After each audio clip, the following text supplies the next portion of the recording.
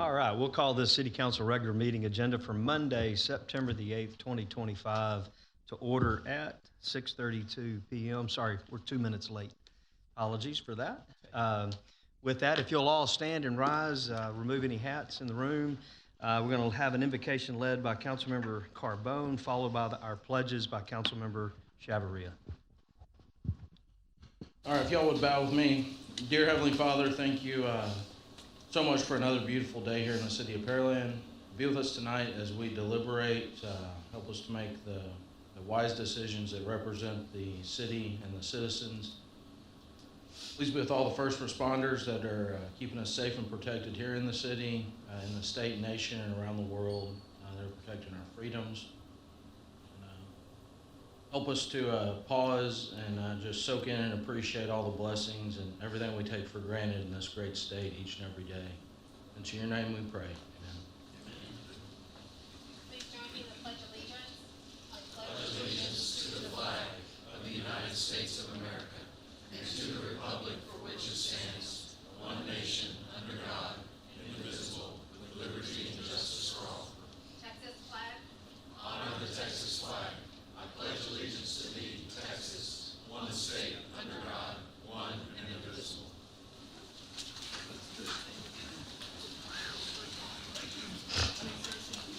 All right, thank you for that. Thank you and welcome everybody to City Hall and our City Council meeting tonight.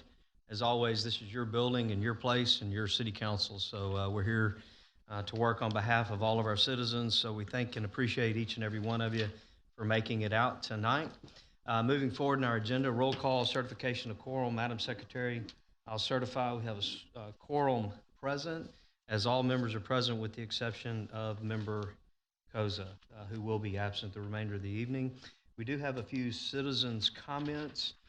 I'm going to bring up one that is under a consent agenda, and then the rest are individual tied to new business items, so we will call on those as we get to that. Mayor Pro Tem, if you would present that, I would appreciate it. Thank you, Mr. Mayor. Victoria Forsberg, if you would make your way to the podium.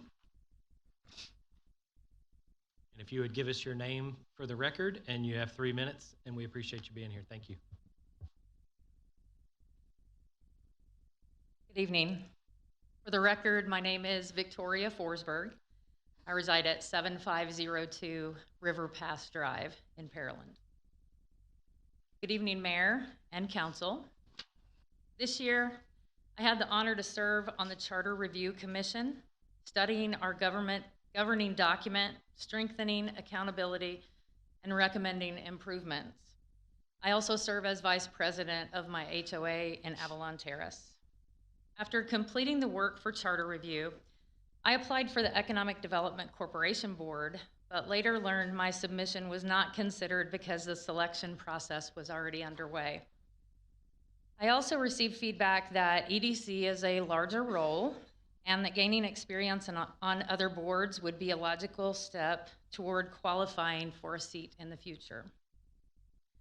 After learning of a seat vacancy for PMMD2, I applied by email submission on June 20th.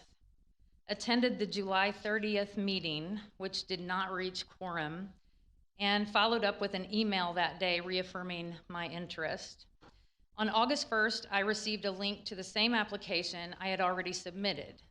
Seeking eligibility clarity, I was referred to outside legal counsel.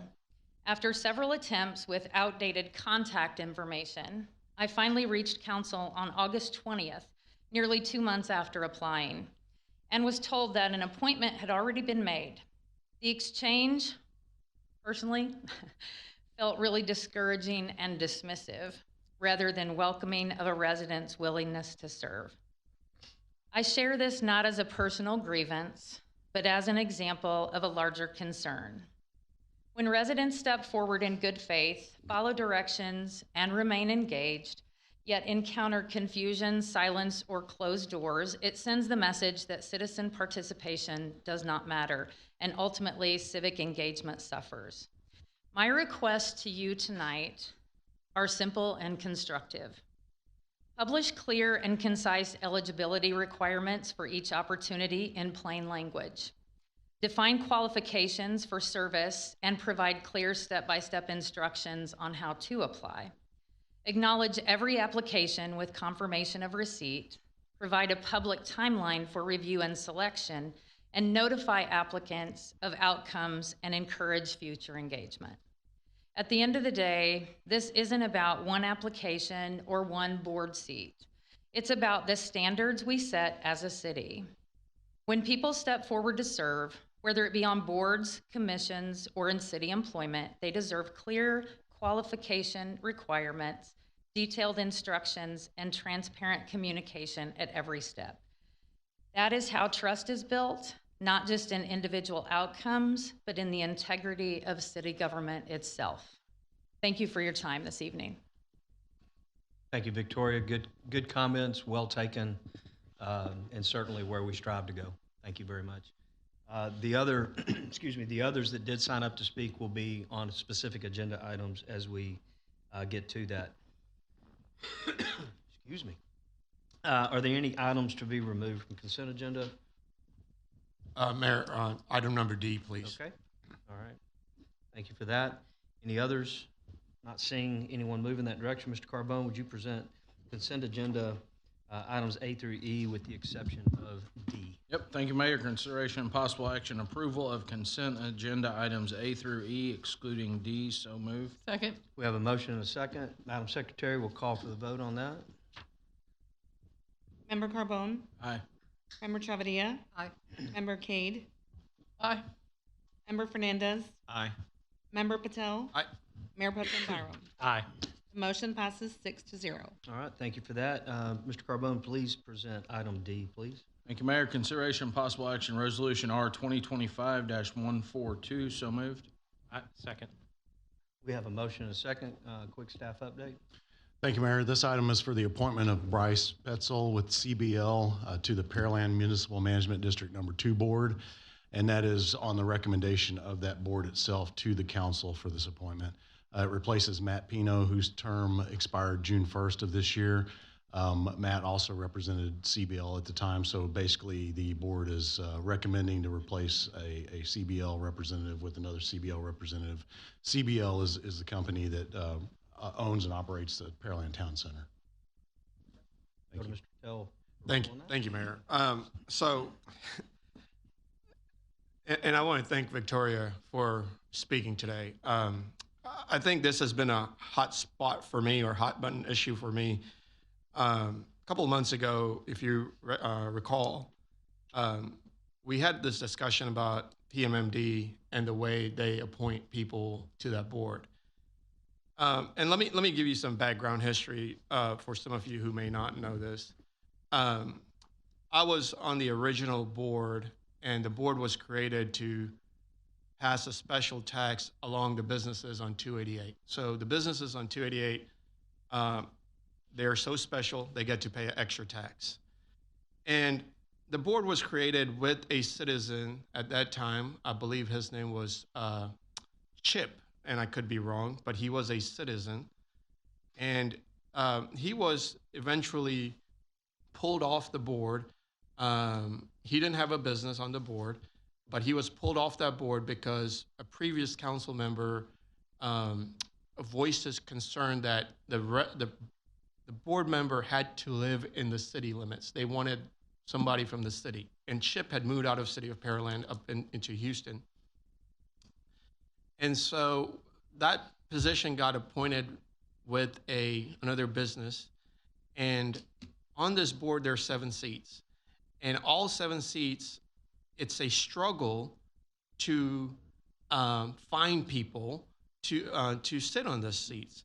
Now, you know, I've been fortunate that I've been able to find people who are willing to serve, but then when they come to the table, it seems like, you know, certain people in charge of that don't want small businesses there. And so I have begged, I have turned stones to find volunteers to serve, to represent our city and this board in a fair mannerism. And, you know, I have no idea who Bryce is. I'm sure he's a fine gentleman. But this issue happened last year, and I actually had to witness one of the council members who was also appalled, if I may say so, in the way the process was handled. And when this process got handled in the way it did, I informed the city manager and also informed the EDC director who oversees this PMMD board. And so it was, I believe, the mayor and the city manager had a discussion with this board's attorney to say, hey, let's have a fair process. And I could be wrong, and please correct me if I'm wrong. Now, today we're here today, and it seems like nothing really got done. We're in the same boat. We have a citizen who applied, who went through the process, and again, it didn't matter, it seems like it, and I could be wrong. And, you know, it's heartbreaking that all the stuff we did over a year and the lessons we learned aren't really being implemented. And I apologize to you because it is a good board. It is a good place for people of our citizens of this community to learn from and to move along in this community. I was on that board and I learned a lot. And so just to say the largest tax holder on that district should automatically get a seat on there, it's not fair. It's not the right way to do it. And I hope this council will consider sending these applications back and having a fairer process and let the board consider the applications on the mannerism of their qualifications, not just because who they work for. Thank you. So I would like to actually ask Mr. Buchanan to give us the actual qualifications needed for PMMD2.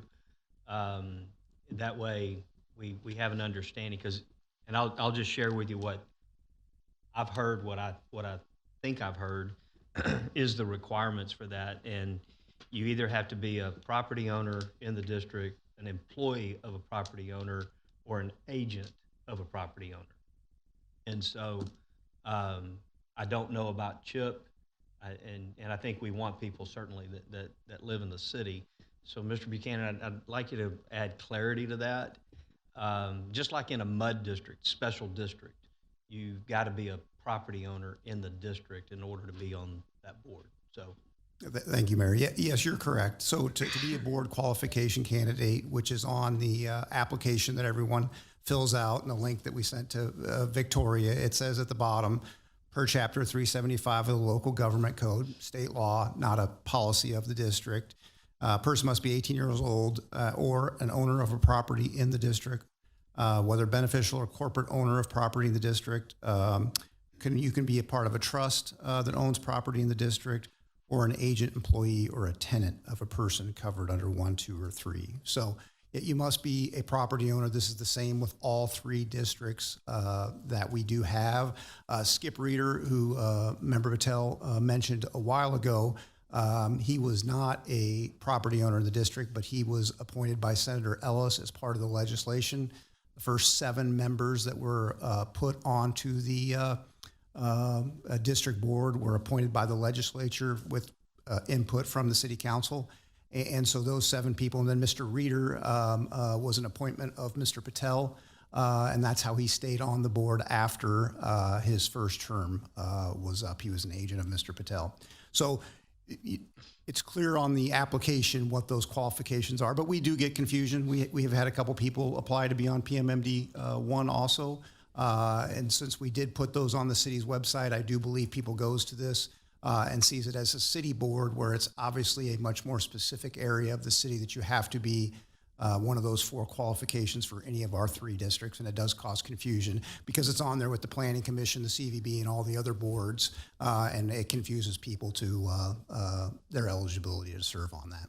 Yeah, and I wanted to let Victoria know. I know we got an email from the council. I think it was on our council contact or concerns, and I think I responded to your request probably the day that you sent it in, because I wanted to make sure that we directed you, and I knew that there was special requirements, and I didn't want to quote them because I would have probably gotten it wrong. So I wanted to make sure that we gave you the requirements as quickly as possible.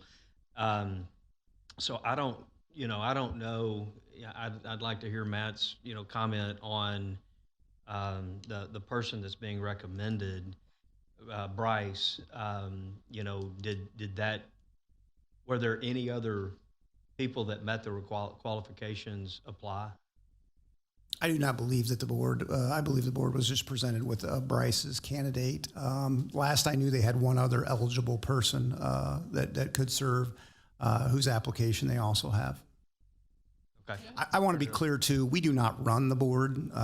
They have their own attorney, their own legal counsel, and PEDC manages the maintenance and helps them with some of their day-to-day affairs. But I want to clarify, the EDC does not. We do not run that board. Right, and it's also openings on the board. If it's a full opening at the term, how does that process work versus if it's replacing an unexpired term? In the interim, the board can appoint someone, and it doesn't have to come to council. It comes to council every 4 years when that seat's term is up. And so this seat was, if you remember a few months ago, you appointed 2 other people, but this seat was vacant, so there was no appointment. So that's why this is coming back to you now. That's per the legislation, correct? Per the legislation, correct, yeah. Ms. Chavarria? Thank you, Mayor. And it's my understanding, and Darren, correct me if I'm wrong, but we have the option as the council to interview for this position. That is correct. Okay, so then maybe we need to look at that. Mayor, Matt, could you please define the district? It's the 288 corridor, so it starts up at the Beltway, goes all the way down to Magnolia, and then, it's Kirby, basically. It's the commercial part of the corridor, not the residential or the apartment. So that's the other challenge, is there's, the only people that would probably be a resident would be the people that live in the apartments in the town center. And that would be it. There is no other people that have a residence in the district. All right. Anybody else? Well, I mean, we've got a motion and a second on the table. Somebody want to move forward with that, or do you want to make an offer to amend that? I mean, I'm fixing to call for the vote, so. So I would be happy to amend that and make a motion to interview for this position. Second.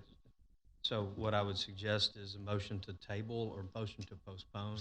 If I could interject, if you have boards and commissions on tonight's agenda in exec session, this is something that could be discussed in exec session. So it might be appropriate to table it to the end of the meeting. When you come out of exec session, if you choose to move forward with the interviews, you could do that. Or if you wanted to appoint somebody, you could do that as well. Okay, thank you. So I make a motion to table. Okay. Further discussion.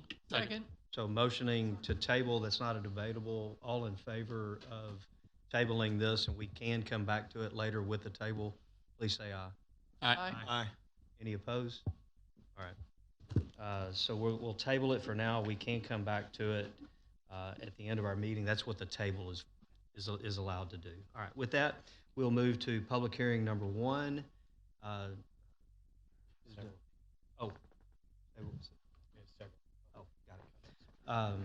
Martin, if you would read into the record the reason for the public hearing and then move into your staff report. Thank you, Mayor. This is public hearing number 1, a request by Thomas R. Uzik, VP Mission Constructors Incorporated, applicant, on behalf of Jean-Pierre Bezan, owner, for approval of a conditional use permit for chemical packaging blending use within the light industrial district on approximately 25.1041 acres of land. This property is generally located at 4902 Shank Road.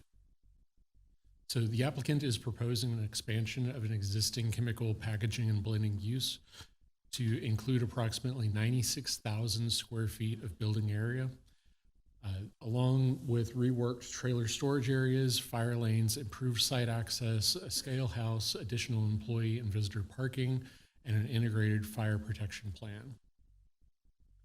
So as you can see on the aerial here, this is a rather large site and development.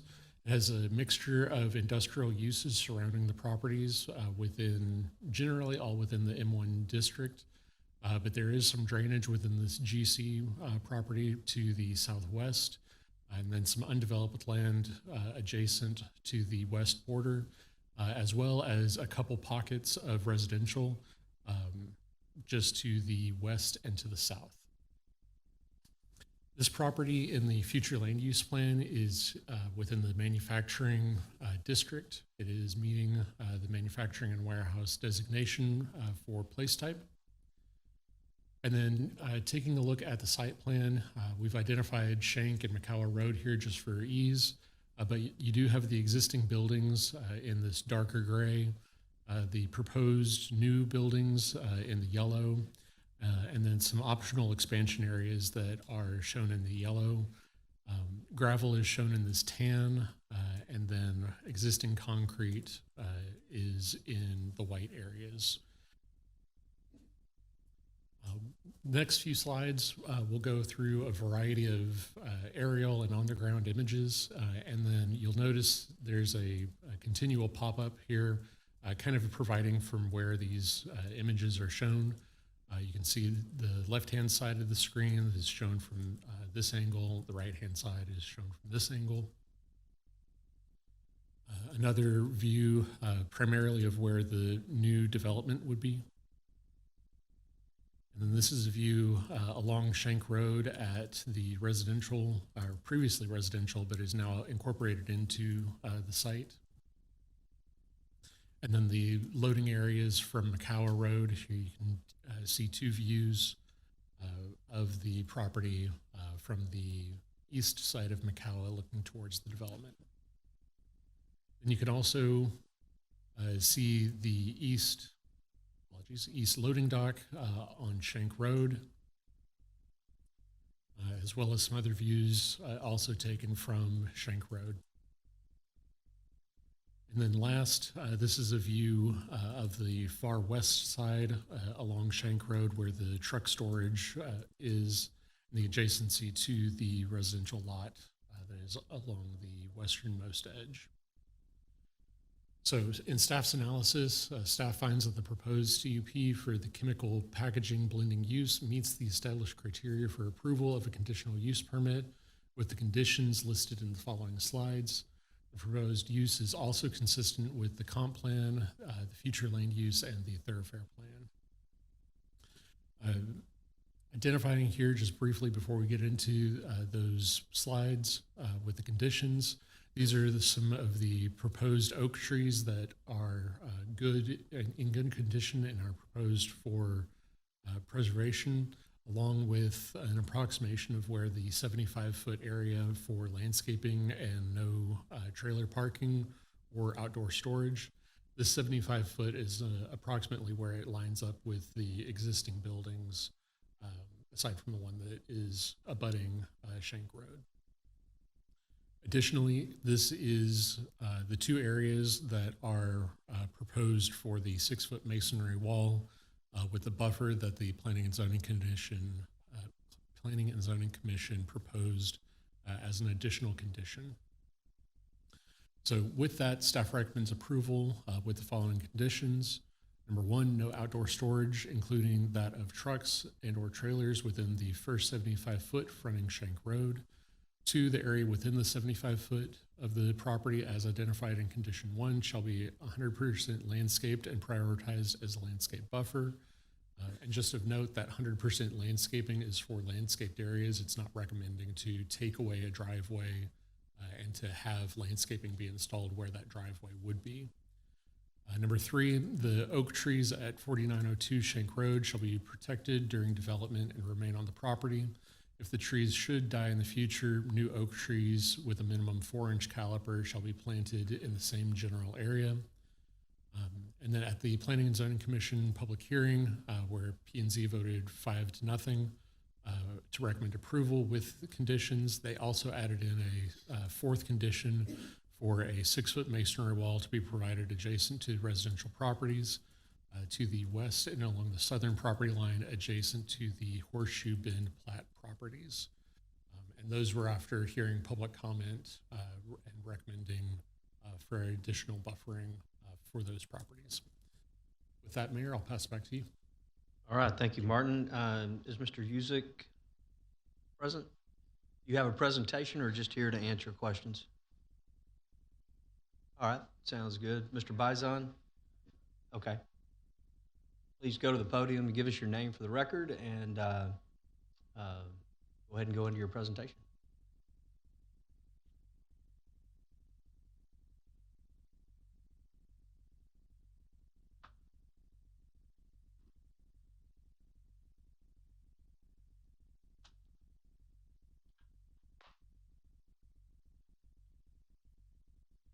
So good evening, Mayor and City Council, citizens and city leaders.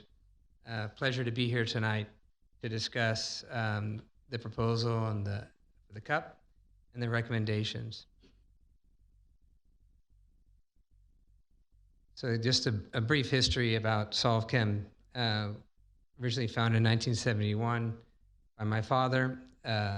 We moved to Pearland in 1978 into this M1 site, and with a commitment at that time to create jobs and put Pearland on the map with our consumer products sold coast to coast. During this span of 48 years here in Pearland, we went from 8 jobs to 130 jobs in Pearland, 132 to be exact, and a lot of growth, putting us 54th ranked in the country and as a chemical distributor. And just recently recognized as the second largest Hispanic-owned business in Houston, and received the Best Family Business Award by Houston Business Journal as well. We're excited about this expansion plan as it's going to add another 20 jobs in the first year after project completion, and over, at my latest count, 34 new jobs over a 3-year span. So this is an exciting project where WD-40, one of our key partners, is asking us to be an integrated supplier and add distribution center to supply WD-40 across the South Central region of the U.S. and all throughout Latin America, as well as become a packager of their aerosol products. We currently package their industrial liquid products in gallon containers, 5-gallon and 55-gallon drums. These are the recommended actions which are already discussed, and we'd like to go into really an effort to clarify the language. This is something that with Katie Peterson we discussed, and some of the language is a little vague, so there's an opportunity for clarity for both us as the employer and the developer, as well as the city leadership and staff to be able to comply. And the first one is no outdoor storage. And I think the exhibits explain it pretty clearly, the red box. However, the language just talks about Schenck Road. So we would like to clarify that the 75-foot frontage for no outdoor storage of trucks or trailers actually define that location and that linear feet. We provided a brief description that came from the city records of that Section 4 Abstract 543. We also want to clarify that it doesn't apply to the rest of the frontage on Schenck Road, where we have existing development that's been there since 78 or 1990 or 1995 or 2000, where we added buildings and we have existing use.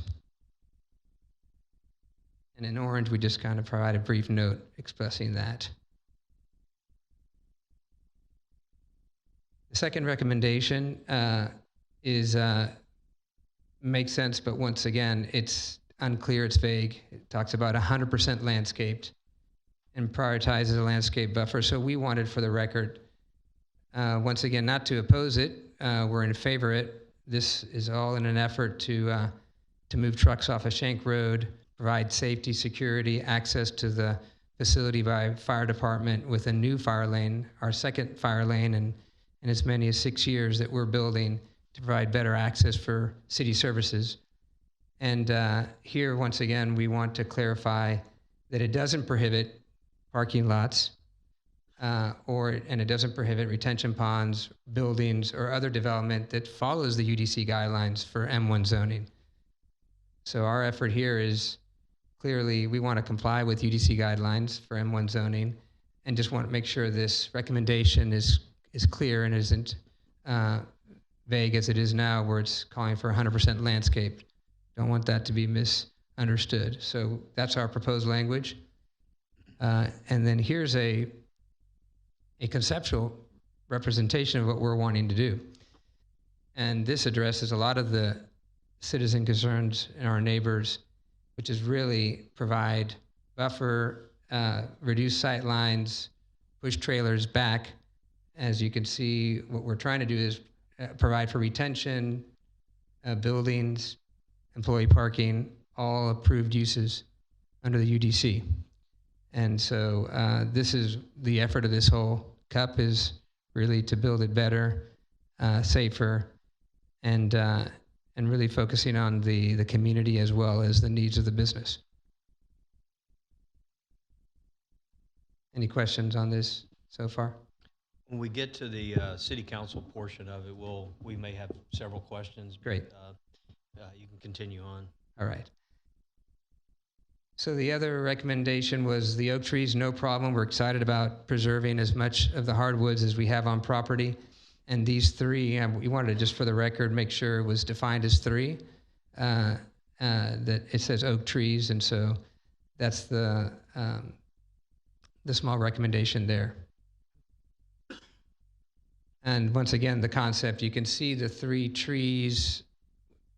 My cursor won't show, but there's three trees. That orange building is conceptual of a future development of office space and other. That's not in the design plans today, but that's the type of use we want to be able to do in the 75 feet and build around those trees to preserve them.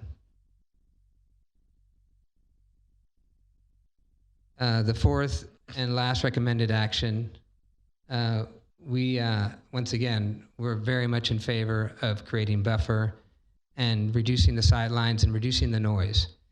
And one of the challenges with this one is that it's insisting on a 6-foot masonry wall, and that calls for one line of shade trees. And we feel there's a much better solution that complies with UDC, which is creating the landscape maintenance buffer that really is a much more effective shield with both trees and shrubbery. Instead of being a 25-foot buffer, it's a 30, giving us additional distance to plant not just one row of trees, but also evergreen shrubs and a second row of trees, which is going to really deliver the much better protection and reducing the sight lines that were such a concern about trailers and just industrial activity. We understand we have a residential neighbor in an M1 zone, and we respect that challenge, and we want to invest in the right way to provide a lasting solution that still, once again, complies with the guidelines of the UDC. And here's a bird's eye of that row of trees on the western frontage there, and then we'll go to a bird's eye directly from the west from the neighbor's property.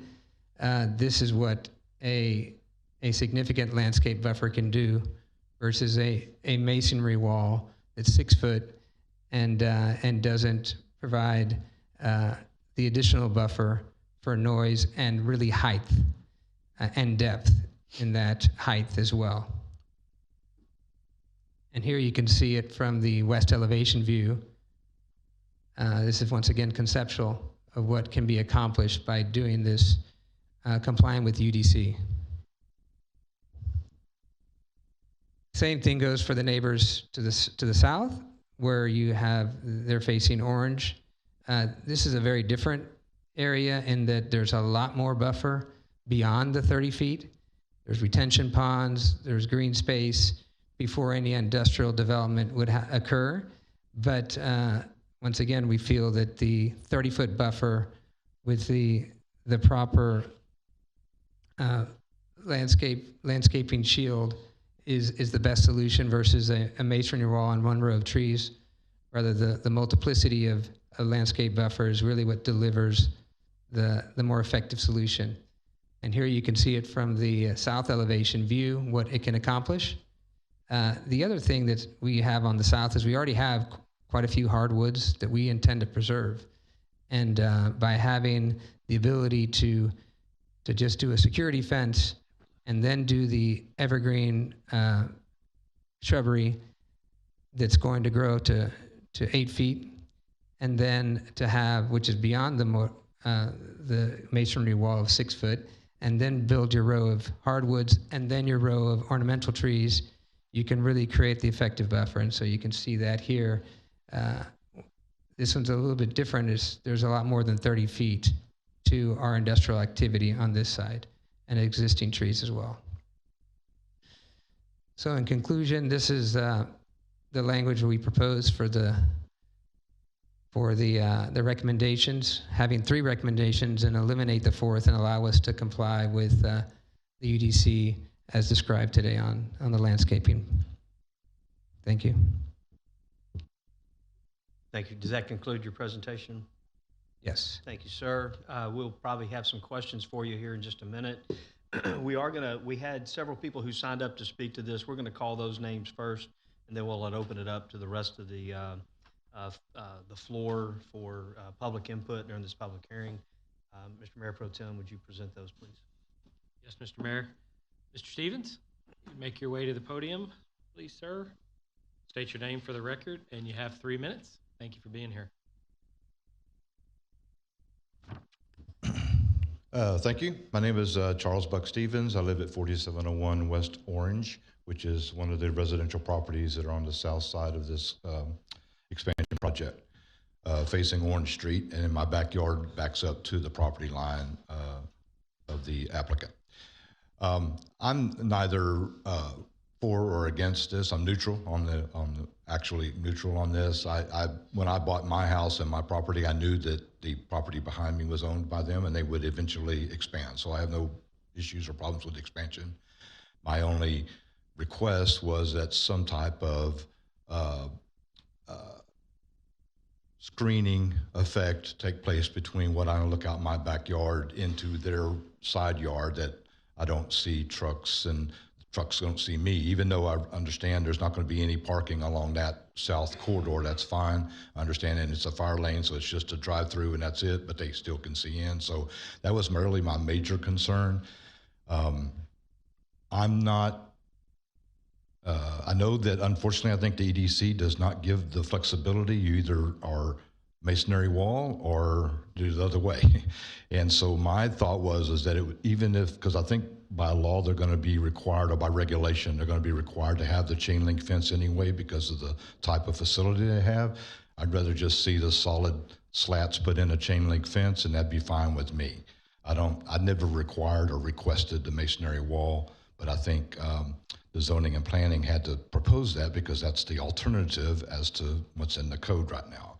I'd like to have some discretionary to the builders or to the complex to allow them to just put up like they intend to. That's fine with me as long as that's there. The only thing that concerns me, I don't know if we have time to go back to one of those slides, but it appears that the pond is actually the detention ponds are pretty close to what would be the north end of my property, the south end of their property. I'm not sure there's at all could be taken up with greenery. If the detention ponds are doing what they're supposed to do, you're not supposed to have trees around them too close because they suck all of the water out, et cetera, whatever's going on there. But I'm not a engineer and architect, so I don't know that. But I've known Jean-Pierre for a long time. We've been good friends, good neighbors. We've looked out for each other. I have no problems with their expansion. I don't have any issues with that. I just want some type of privacy along that back area. Thank you for your time. Thank you for those comments, sir. Mr. Castillo. Ronnie? There's several Mr. Castillos in the room, so. As you make your way to the podium, if you'd state your name, and just as an update, we don't need your address anymore, just name. And you have 3 minutes. Thank you for being here. Thank you. My name is Ronnie Castillo. I guess you don't need my address. Our situation is a little different than Buck's. When we moved to Pearland in '75, it was a residential neighborhood. It was then turned to an M1 site. So we've been there. All of our all the kids graduated from Pearland High. I'm not opposed to the expansion either way. The problem we're having right now is the road. It's like driving through Beirut right now. So it's horrible. The trucks park on both sides of the road. You have to go through the potholes, and they're big. So we've got an elderly mom who needs, sometimes medical help. So when trucks block the street, it doesn't do anybody any good.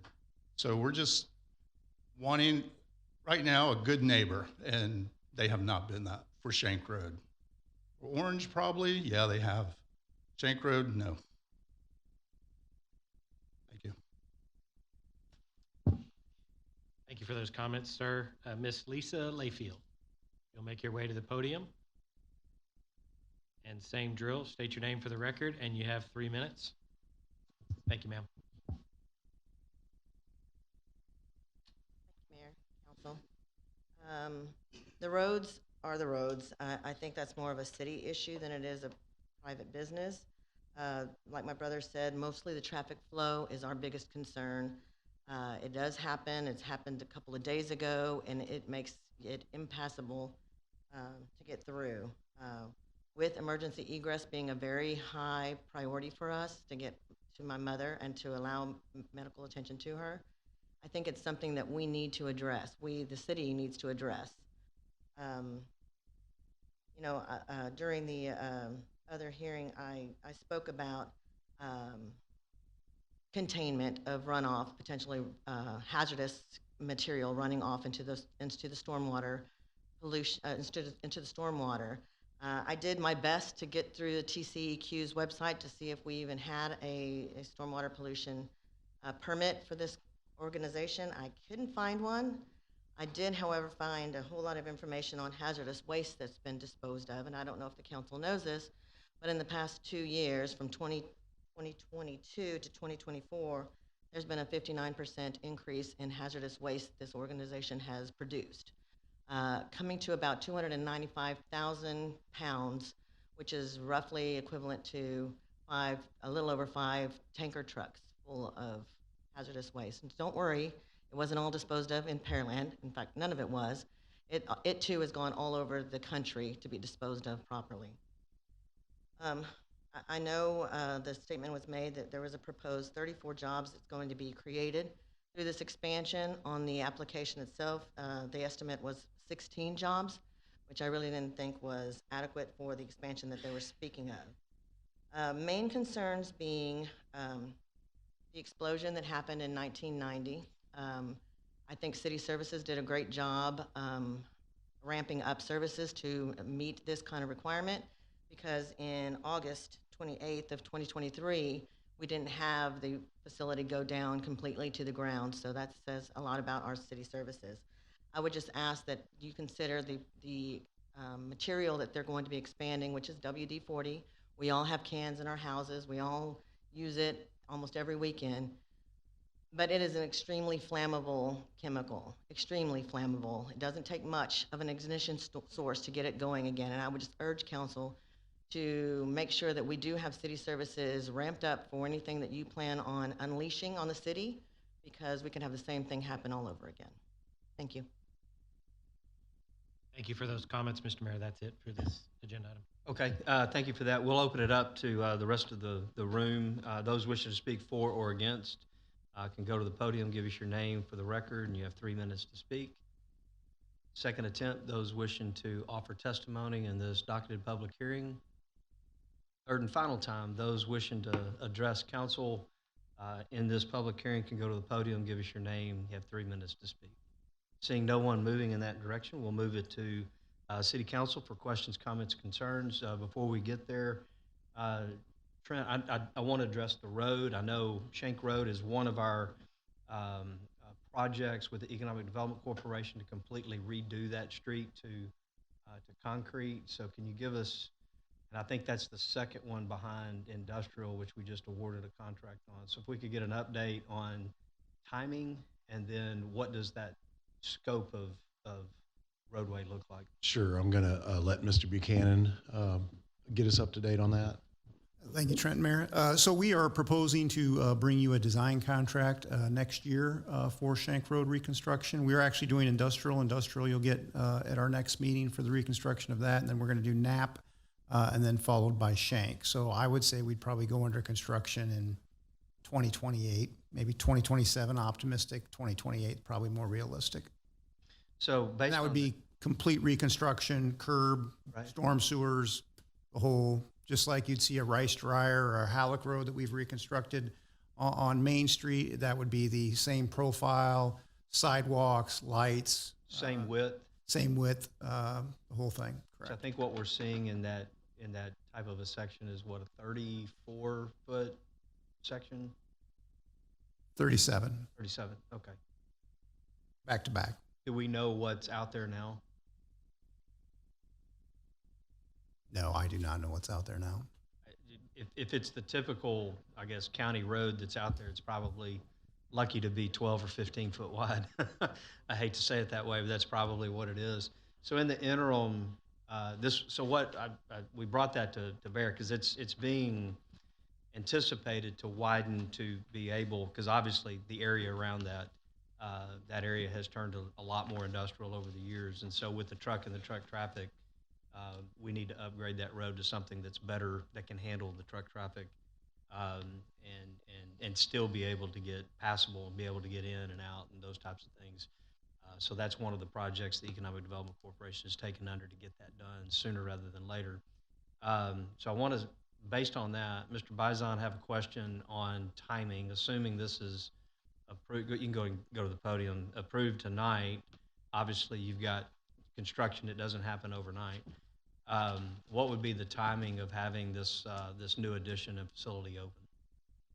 So, and if I may go back to the presentation, if you guys could, I just would like to, because I think the timing is important on impacting Shank Road. We know how important that is. It's impacting our business as well. We don't want these trucks on the road. So I want to just share this view here.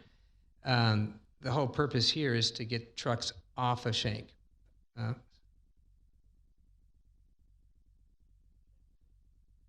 what it looks like. Okay, well.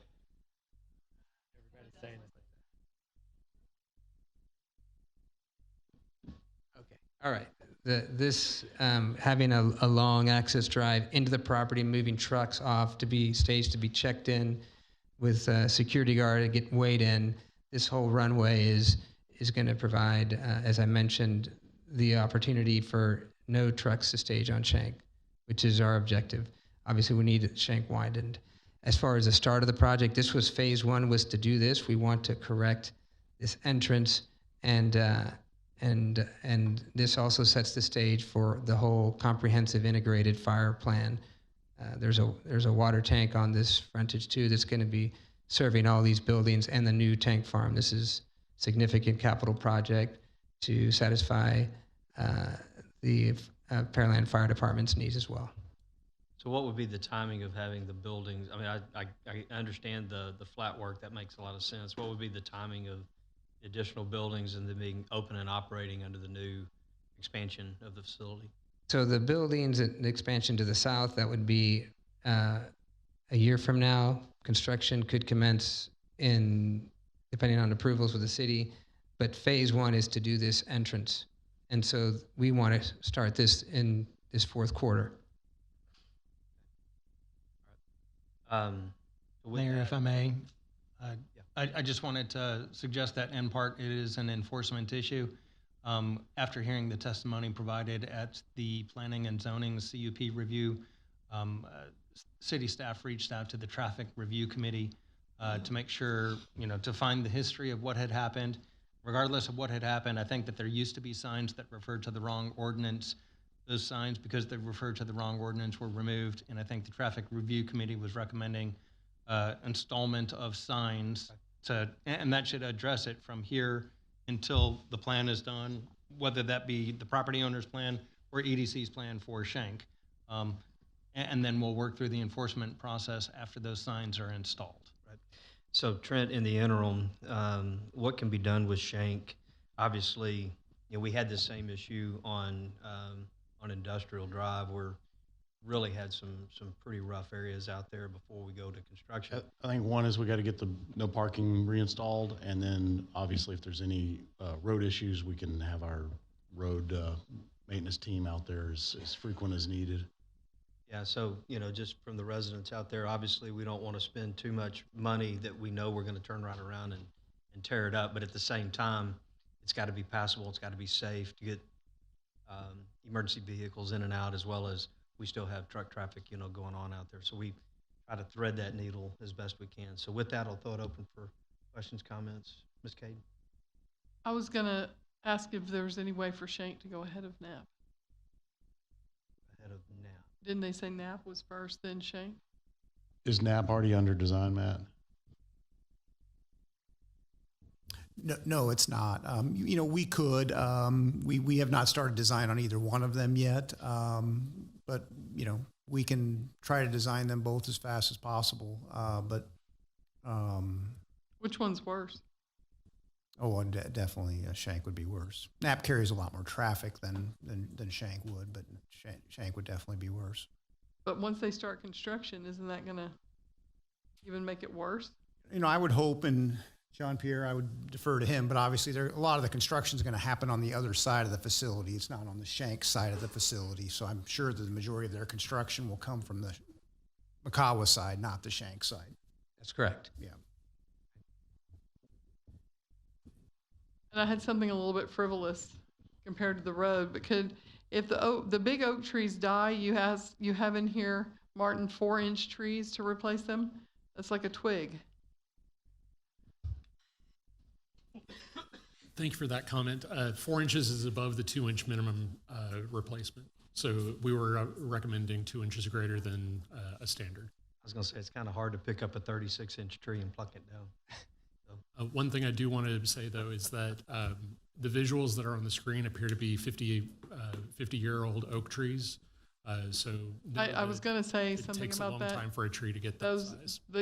You mentioned those trees are huge along that fence line. That's going to be a really long time before they look like that. Correct. I mean, you have to follow the UDC and to create the landscape buffer, you have 2-inch caliper minimums every 15 feet or every 10 feet. And you can't really transport 30-inch caliber trees and expect them to survive. But to Mr. Stevens' point, if that's not going to be a privacy fence or a privacy buffer at all for a long time. So what do you propose? He mentioned slats in the chain link fence.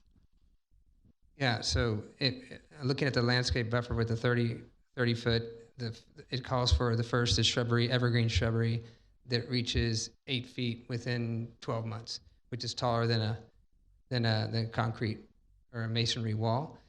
We can put slats. We've done slats before. When there's a windstorm, fences come down. That's the one problem with slats. The evergreen shrubbery, then the large shade trees, then the ornamental trees creates the deeper. But the first line is that evergreen shrubbery that's up against the fence. That's going to be taller than a masonry wall.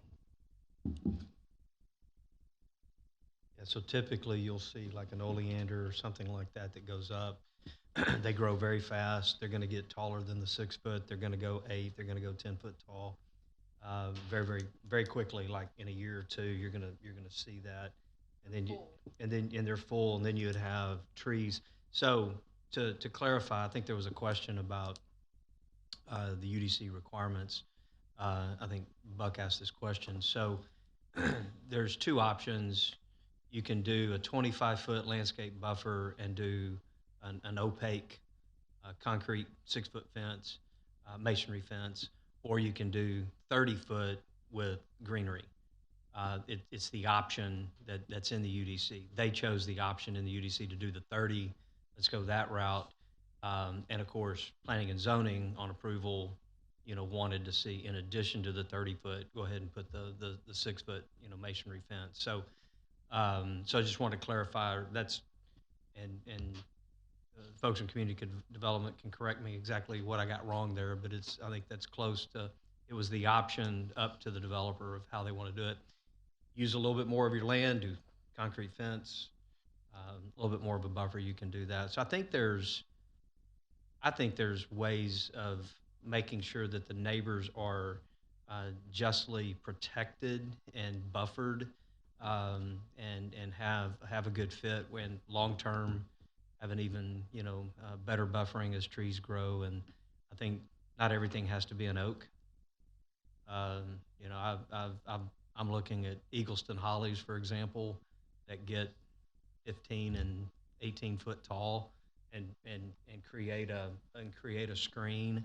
Now, will it happen in 2 years? No, but it would happen faster than an oak. So I think there's ways to do that, to get up and go, that not necessarily a concrete masonry, fence is gonna be the buffer. So, other questions, comments from council? I have a question. Yep. Thank you, Mayor. So there was a citizen had mentioned hazardous stormwater runoff. Can you address that? There isn't any hazardous stormwater runoff, so that was just a comment. Clarify She also mentioned hazardous waste disposal. And when you process products, you flush out lines, and there's some products that are incompatible, and so you manifest waste. That happens at any chemical facility around the country. It's not a large amount considering the relative pounds, and we're on a hazardous waste minimization. We measure this tirelessly, looking at ways to reduce that and make things that recycle. So we have a job that's purely just reclassifying flesh into recyclable products that we can reuse in our product or sell. So that's the majority of the product that we generate. So the waste is a smaller portion. Mr. Byram? Tony? Thank you, Mayor.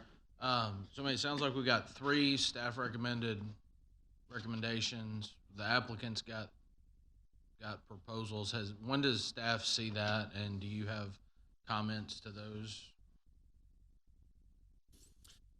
So staff, has just now seen them. I actually took a picture and have been sitting back here and typing them all out, so that way we can go on ahead and put the staff presentation back up.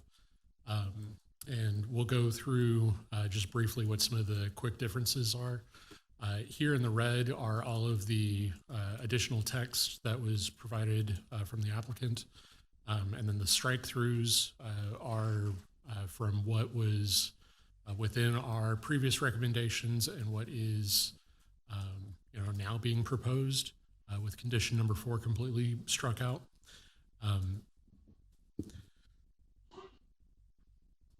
The main difference that we see is in condition number 2, where it says that 75-foot area can be developed just for parking lots, retention ponds, buildings, or any other development following UDC guidelines for the M1 zoning district.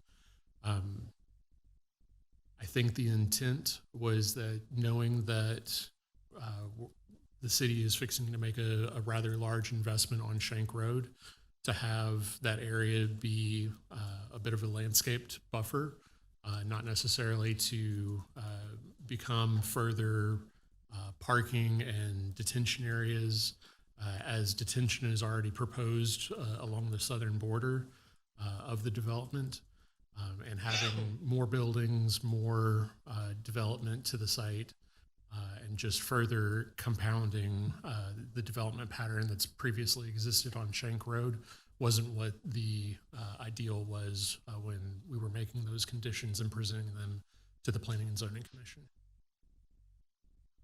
Okay, can you pull up, I guess, one of the renderings or the site plan?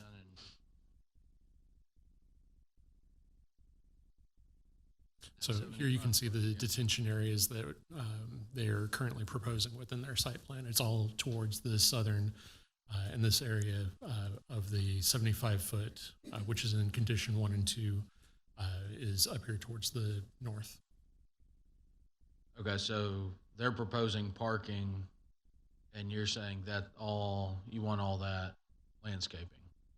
The existing parking can remain. I mean, that's currently out there, and they've currently got rights to that.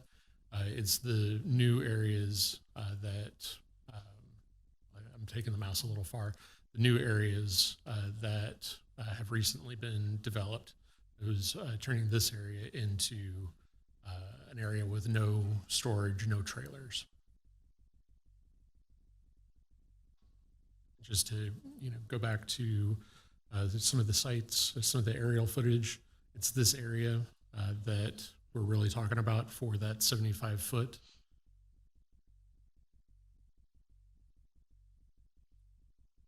Which in turn is this area. Okay. I mean, I understand staff's comments. Shank's shank. I mean, it will be great to get it rebuilt and have a better road out there. I mean, it's not a thoroughfare. I don't know. I'm just wondering if there's some balance between the two.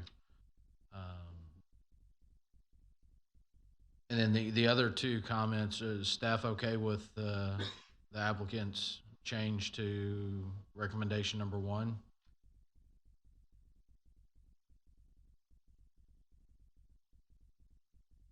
Yeah, I believe that, taking a quick reread there, staff doesn't have any issue with number 1 or with number 3.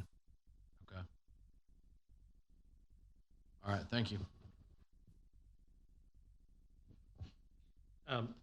The site plan you were just showing with the parking up there, and this kind of gets to, I think, some of this contention that applicant's presentation showed that whole front area different than this. I don't know if you can bring up his presentation again, or if you can bring that page back up.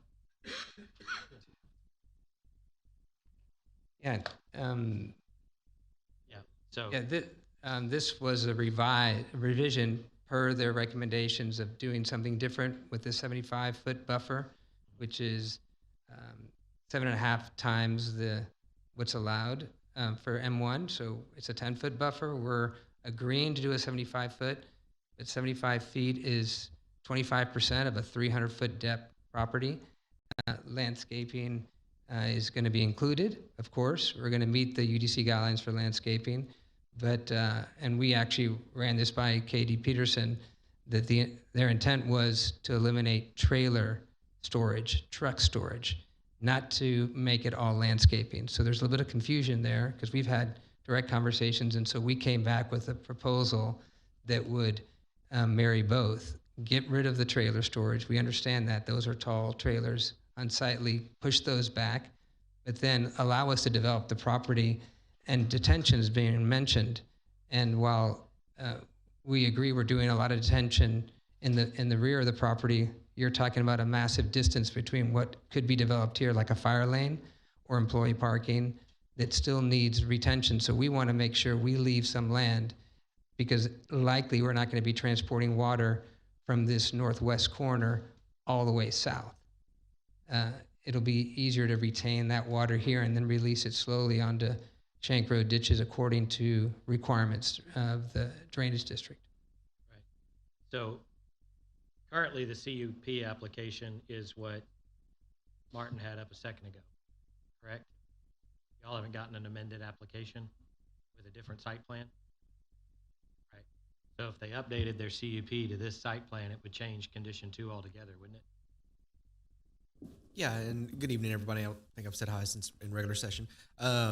I mean, the original condition was about backing those trailers and getting that storage off of a road we're going to put $7 million into. It's not about saying don't develop there or do normal UDC development with parking, screening, and those types of items. It's just don't have 18-wheeler trailers 30 foot off a shank. And really that's what it's about. Whenever it comes to, we understand the area zoned M1, we understand how M1 and light industrial work happens. Because of the age of the site, it has essentially no green space between it and its street frontages, which is where street trees and items like that would typically go. And so that's really what that was an attempt to do, is just say, hey, back that up a little bit. But no, if a development like this came in and they needed parking with regular screening, I mean, staff has no opposition to that. So, I mean, it sounds like the resolution to the problem is update your site plan in this CUP. Because, I mean, our job is to determine whether or not we want to approve the CUP or not. So what we're being asked to approve is this, not that. Right. So if the site plan is updated to that, it sounds like the problem is solved, and you'll resolve that issue. I mean, I hear your heart, that you don't want to park trailers up there, and the residents on the street don't want you parking trailers up there. Everybody's on the same page. We just have two different presentations. And, so, and Byron, if I may, I apologize. So for the conditional use permit, it's specific to the use. Those conditions are actually just text. There's no site plan tied to the application. so what we're looking at here, he could Just a conceptual item the applicant put together to show for good faith reasons. So how much of what we're looking at here can change? All of it? Well, it just depends on how much that text, how heavy-handed we want to be with that text, and that's where, you know, trying to find the middle ground from what staff wrote to what they're showing and what Martin typed up. But the 75-foot is specifically to be about storage, is what staff's intent. And your conceptual design agrees to the 75-foot, correct?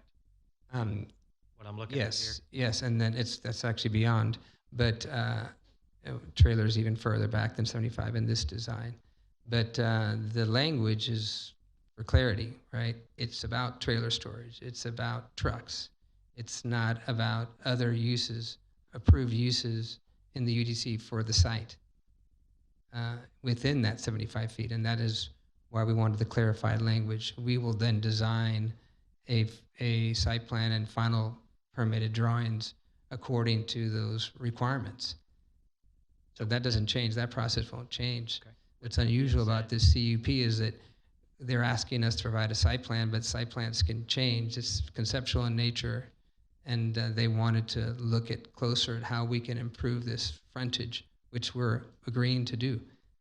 Okay, so Martin and Vance, you guys are not comfortable with his language on 2, so do we have a alternative, or do we need to table this, or?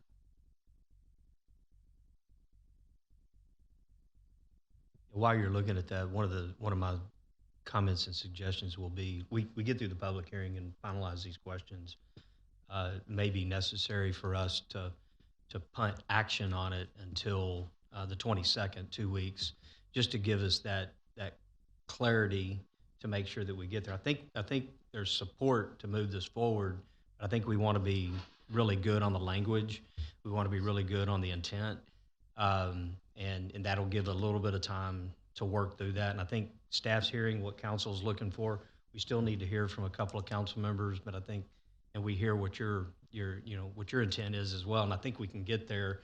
I really don't want to wordsmith this with attorneys in the room tonight, because invariably we'll get something wrong. And I'd rather have a little bit of time to make sure that we have that clarity. I'll keep the floor open for you guys.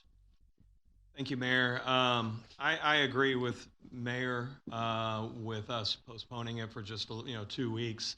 I think we're close, and I think between staff and you or your team, I think we can work up something. I'd like to see a little bit more definition to that before a vote.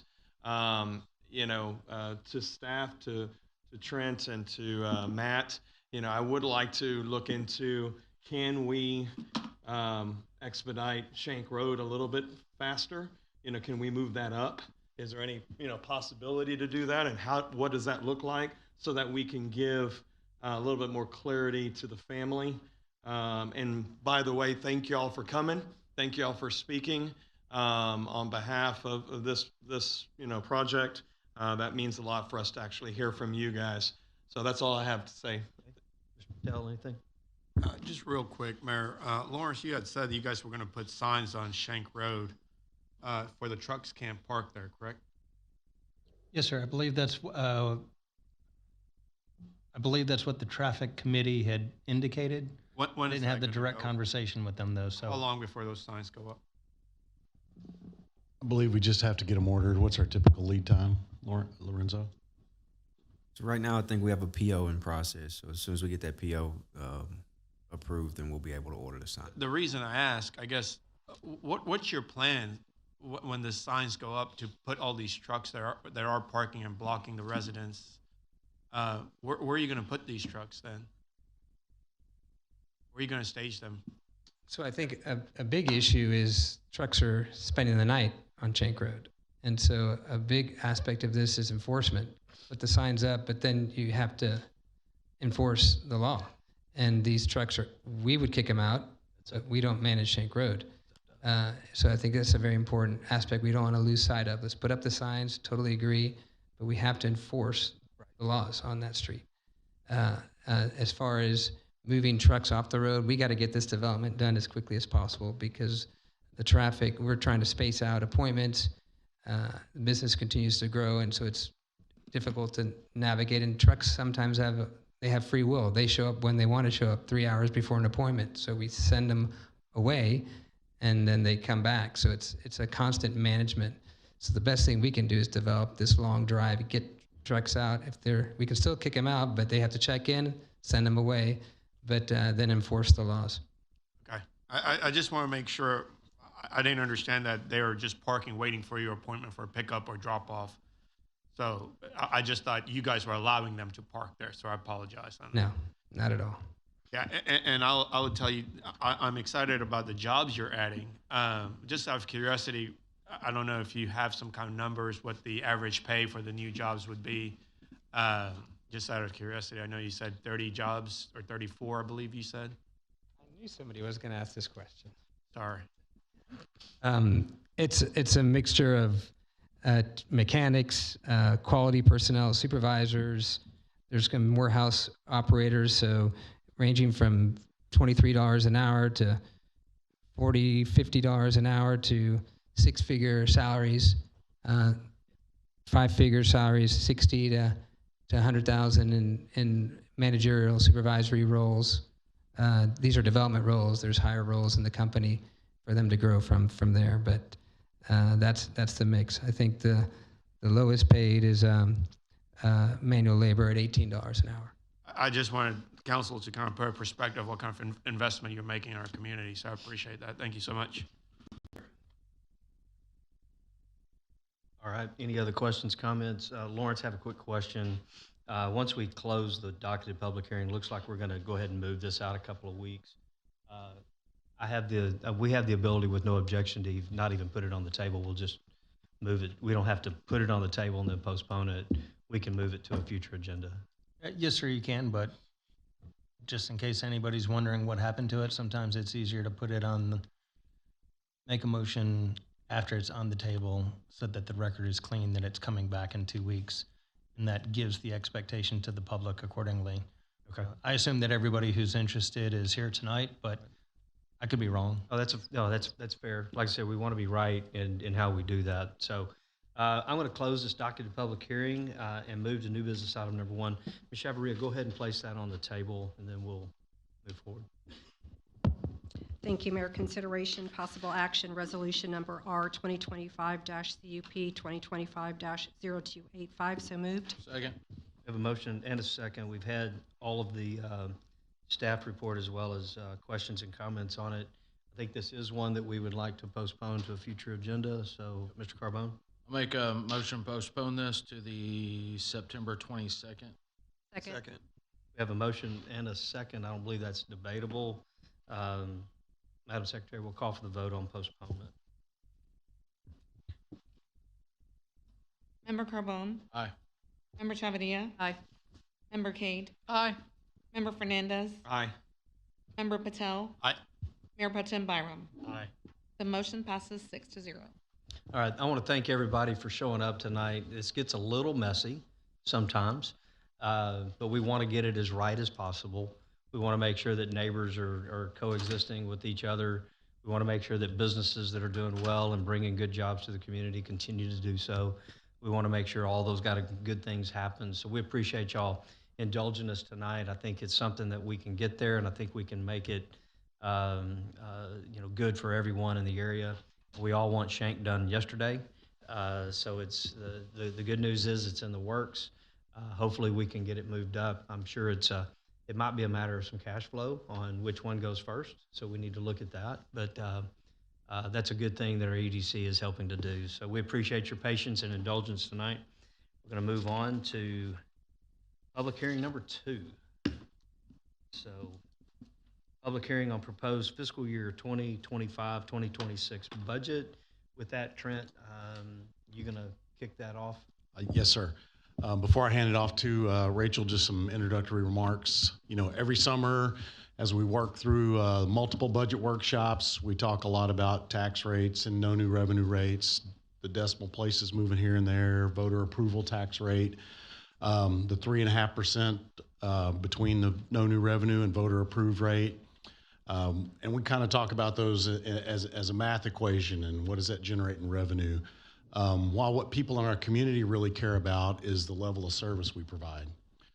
They want to know, does my trash get picked up? How quickly is the police department going to get there? How quickly does the fire department get there? Do we deliver quality water? And do we have well-maintained and sustainable parks, roads, and drainage ways? To provide those services, you know, we're not immune to the rising cost everyone else sees for people, fuel, chemicals, equipment, radios, air packs, asphalt, everything we buy. You know, we can keep going on, but the point that I want to convey is that the same dollars that we generated in revenue last year does not buy the same level of service or the same community that's expected by our residents today. So this budget boils down to the priorities that we set and the council sets through the council strategic planning session, through the early budget input session, and then the multiple workshops we've had on the budget this summer. What this budget does accomplish is the work that we can afford this year, which is more funds for streets and making sure we prioritize our personnel. It also contemplates work that we can stage, like Fire Station 7, which is really dependent on starting that if we get the SAFER grant to make that affordable. But it also sets aside the work that we have to choose to delay, like fully funding our internal funds for IT and facilities, adding personnel that are needed in most areas, and fully funding our streets program. Those are the things we've set aside and we've delayed. So this budget reflects the reality of rising costs with our restricted ability to cover those costs, both self-imposed and imposed by the state legislature. So in summary, this budget conversation we've had over the past couple of months is not just about the rate, but really about the services and the level of service that people want and the cost to deliver it. So tonight is near the culmination. We've got second readings on all these things tonight of this year's budget conversation. So tonight on our agenda, we have multiple items that kick off. We start with the budget public hearing, and then the first reading of the budget, the first reading of the tax rate, first reading of the non-development fees, and then also the adoption of the 5-year capital improvement program. All those things to support the level of service our community expects and that our team that's worked so hard on this budget will continue to deliver through the next year. So with that, I'm going to hand it over to Rachel Winslow to walk us through the budget presentation for the public hearing. Thank you. Thank you, Mr. Epperson. Good evening, Mayor and Council. So tonight we're just going to go over really briefly the strategic priorities and budget framework, the general fund budget, our tax-backed debt fund, our enterprise fund, the special revenue funds, and the internal service funds. So as Trent mentioned, our budget was developed with the strategic priorities in mind in order to meet those goals of those strategic priorities and milestones. The budget we're presenting tonight is a balanced budget. Our revenues do meet our expenditures. In our last discussion, we allocated $300,000 above policy minimum to contribute to streets and sidewalks rehabilitation. This is considered a one-time expense. So our budget does meet our policy minimums, and we are left with 90 days of operating reserves. So this budget represents our commitment to sustainable infrastructure. Throughout all the sessions and talking, we've indicated that commitment. So our studies show that we should be spending about $6 million annually to maintain our current pavement condition index. And for the last several budget years, we have spent between $1.3 and $1.8 million as we prioritize other areas. And the fiscal year 26 budget puts an additional $800,000 towards streets for a total of $2.6 million. The goal for future years is to add a minimum of an additional $500,000 until the $6 million is fully funded. Also included in the 2026 proposed budget is valuing our staff. About 70% of the general fund budget is personnel costs. So this budget funds year one of the meet and confer agreement for civil service employees. This includes salary changes effective on October 1st and April 1st for an effective 6% overall increase, as well as advancement through the step plan when eligible. For those on the fire pay plan, there's a market adjustment between 2 and 7% based on grade and advancement through the step plan when eligible. The fire marshal group was broken out into their own pay plan for the new fiscal year. And for employees not on the fire or civil service pay plans, there's a 3% market adjustment and a 2% advancement through the range for a total adjustment of 5%. The general fund and the debt service fund are backed by a proposed 63-cent tax rate for fiscal year 26. The debt rate is 0.278496, and the maintenance and operations rate is proposed at 0.351504. What this means is that at the proposed property tax rate between the general fund property taxes and the TERS admin fee, the budget supported by this is $63.5 million. At the no new revenue rate, the proposed budget would be $61.8 million, or a $1.7 million reduction. The property tax rate shown here has been declining for the last several years. The proposed tax rate for fiscal year 26 is a half-cent lower than the fiscal year 25 tax rate. For a medium property in the city of Pearland, the 63-cent proposed tax rate does represent a reduction. And then what does 1 cent in property tax mean for O&M? For property taxes only, a 1 cent reduction would be a reduction of $1.4 million to the general fund, or $3.02 per month for the average resident, where a half a cent reduction would be a reduction of $1.51 per month. Our general fund is supported by multiple revenue streams, but 81% of the general fund revenue comes from 3 main sources, including property taxes, sales and use taxes, and charges for services, which includes that TERS admin fee.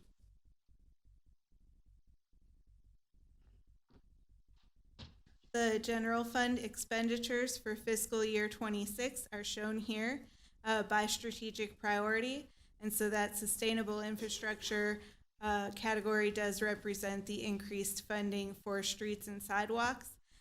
By tying the budget to our citywide strategic priorities, we are representing how our budget aligns, and then what the increases represented there are. Overall, the fiscal year 26 budget is a 2.43% increase over the current fiscal year 25 amended budget.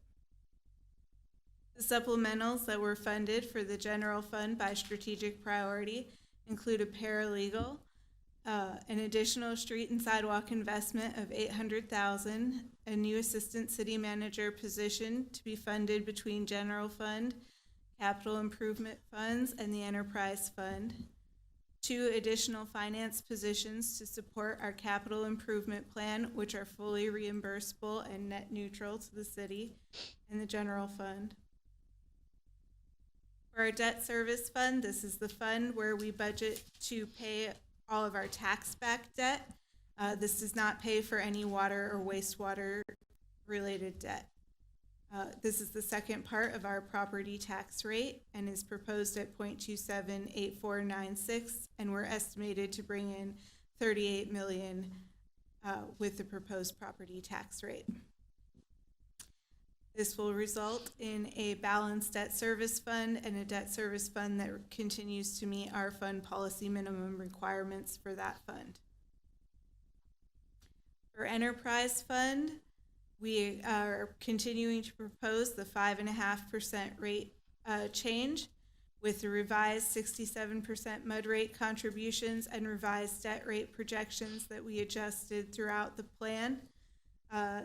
This results in meeting all of our policy minimum requirements as well as our bond covenants for fiscal year 26. The supplementals that were funded in the enterprise fund include by strategic priority under sustainable infrastructure, a water production operator 2 with vehicle, 2 surface water operator 2s, and a distribution and collections hydrant crew, which includes 3 positions and vehicles and equipment, as well as under resilient finances, the part-time to full-time customer service representative increase. In our special revenue funds, we have 2 slides here that show all of our special revenue funds and the different revenue and expenditures for those in fiscal year 26.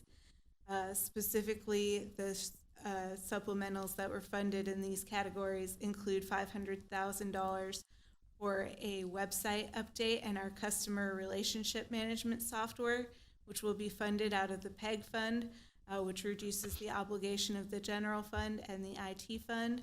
And then additionally, in Strong Economy, artificial turf installation at Shadow Creek Ranch with $3 million in fiscal year 26 and an additional $600,000 that was budgeted in fiscal year 25 for a total investment of $3.6 million. In our internal service funds, there are currently several, and then the supplementals included here include a cyber risk and intelligence specialist in the IT fund, as well as a server replacement. From the capital fund, we'll be budgeting and replacing 2 pieces of fire heavy equipment that have reached their replacement cycle and will be replaced through lease fees out of the motor pool fund. So after we have the first reading tonight of the fiscal year 26 budget and tax rate, as well as the non-development fees and the CIP adoption, we'll be back on September 22nd for the second reading of the budget and the tax rate and the non-development fees. And with that, I'll turn it back over to Mr. Epperson. Back to Mayor and Council for any questions or discussion. All right, thank you for that. We'll move to the public portion of the public hearing. Those wishing to offer testimony in this docketed public hearing on the fiscal 2025-2026 budget can go to the podium, give us your name for the record. You have 3 minutes to speak. Second attempt, those wishing to offer testimony in this public hearing. Third and final time, those wishing to offer testimony and go to the podium, give us your name and 3 minutes to speak. Seeing no one moving in that direction, we'll move to council for questions, comments, and concerns. A couple of things I want to talk about in the public hearing as we get to new business item number 2 as well. So there's a couple of things, and I want to get the discussion in the public hearing because it's probably appropriate to have any changes, any comments, any thoughts in this public hearing process, and then we'll move into the new business items as we do that. But number 1, because we're what about $0.0125 above no new revenue rate, penny somewhere in that ballpark. Just slightly above a penny. Slightly above a penny, above the no new revenue rate. The budget can pass as is, but the tax rate itself, the budget could pass with 4 votes. The budget would have to be passed with a 60% majority of the council, which is 5 votes. So we have 6 members here, so we could, so 5-1 is okay. We have to have 5 members of the council to approve it. Without doing that, there's a laundry list, and I'll let Darren and Lawrence go through the legal ramifications if we need be, if we don't have that, but hopefully we won't do that. So the next couple of votes will be important on how we do it. In the first vote, there will be not only a vote on the budget, but then there will be a second vote required by law. It's a ratification vote. I've given Mayor Pro Tem that language specifically that has to be done. And again, that's state law that requires to do that. But I do have a couple of questions, and I know Rachel covered some of this, but I do want to put them on the record just to make sure that we cover it. One, our charter requires a balanced budget. So Trent, does this budget meet that requirement? Yes, sir. All right. So the council sets goals and objectives from the strategic planning retreat in February. Does this budget meet those goals? Yes, sir. Okay. And if I don't I don't recall when we ratified our goals, exactly what dates. I didn't go look, but I believe those goals were unanimously adopted by the council. The council unanimously adopted the meet and confer by the PPOA. Does this budget support that agreement? Yes, sir. Okay. In this budget, is this budget supported by a lower tax rate than the previous tax rate, a change from 63.5 to 63 even? Yes, sir. All right. Has the CMO taken it upon itself to direct city departments to make cuts during the budget process? And if so, were those cuts approximately $800,000 collectively? Yes, sir. As we work through the budget and looking at trends from past years, we did go back to departments and they scrubbed their budgets, and we did come up with about $800,000 that we removed from their initial budget request. All right, good deal. A much needed initiative this council has asked for is to increase the investment in street repair and maintenance. Does this budget do that? Yes, sir. The original proposed budget added added $500,000 for street repair and maintenance, and then at the last meeting we got direction to reduce the fund balance down to the minimum 90 days, and that added another 300. So we've added an additional $800,000 for street repair and maintenance for fiscal year 26. And I want to make a comment on that, and as a comment was made as part of Rachel's presentation about street repair being in the 1.3 to 1.5 or 1.8 range, for many years. When cities are growing and when cities are catching up with some of the fast growth that we've had, decisions have to be made on prioritization of what we do. So about 13 years ago, the city and the city council made a conscious decision to change how our fire department grew and was done. I mean, we went from a combo department of volunteers and paid staff, and made the conscious decision to build a full-time paid professional fire department. That came with sacrifice, and it sacrificed every single department across the city. Police had sacrifices, parks had sacrifices, internal staff had sacrifices just to free up and have and be able to do what we needed to do. And one of the big recipients of the sacrifice was our streets and maintenance. It really didn't keep up with it, and exacerbating it over those 13 years were storms, ice storms, major floods that tear up the subbase. In addition to that, 2 major droughts. And so it's left us with the deficit that we are, and so I'm glad to see that we're putting dollars back into the budget to help cover some of this. And my last question is, does this budget fund at least this year's portion of the 2023 bond program, and we are able to keep our promises to the citizens? Yes, sir. We're continuing with that bond program as part of this budget. Okay. So I just wanted to put those in the record to make sure that we are having those out there. I'll open up for discussion and questions from City Council. I know Ms. Cade has a question. I do, Mayor. Well, I don't really have a question. Well, yeah, I guess it is a question. Or a comment. Or a comment. It's just, it's something to consider, I think. I asked Trent, or I'm sorry, Mr. Epperson, about the budget. Could we lower it a penny? Does that be possible? I always feel like we get the budget and we kind of halfway talk about lowering it, what could we change, this and that, and then we just keep it like it is. And I asked him, is there a way to lower it a penny? And he said, well, what would you want to cut out? Well, I mean, I don't know exactly. Well, he said the council member that wants to lower it has to decide what to cut. Okay, so I have barely slept since then trying to figure out what I would cut.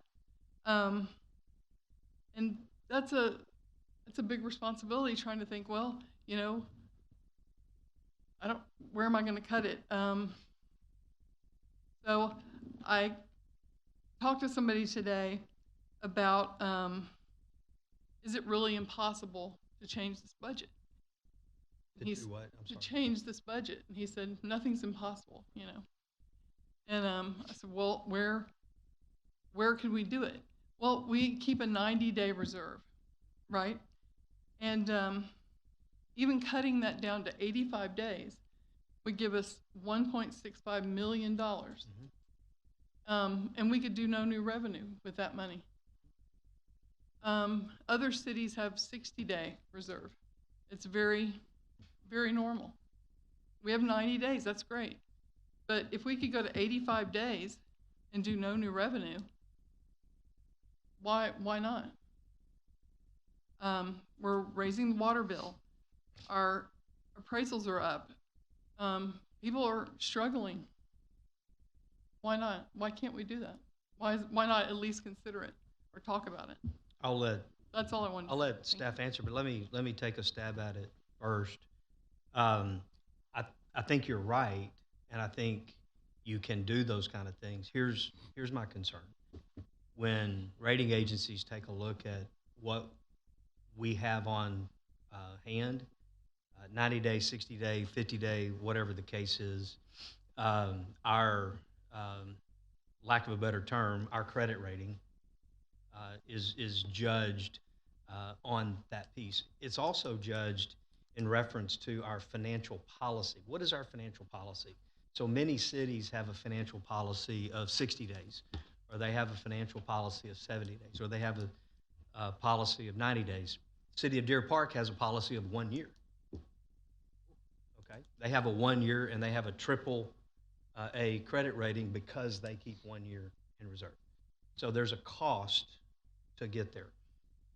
And I'll let Victor or Trent answer more specifically, but if we go against our policy, that could be a ding on our credit rating.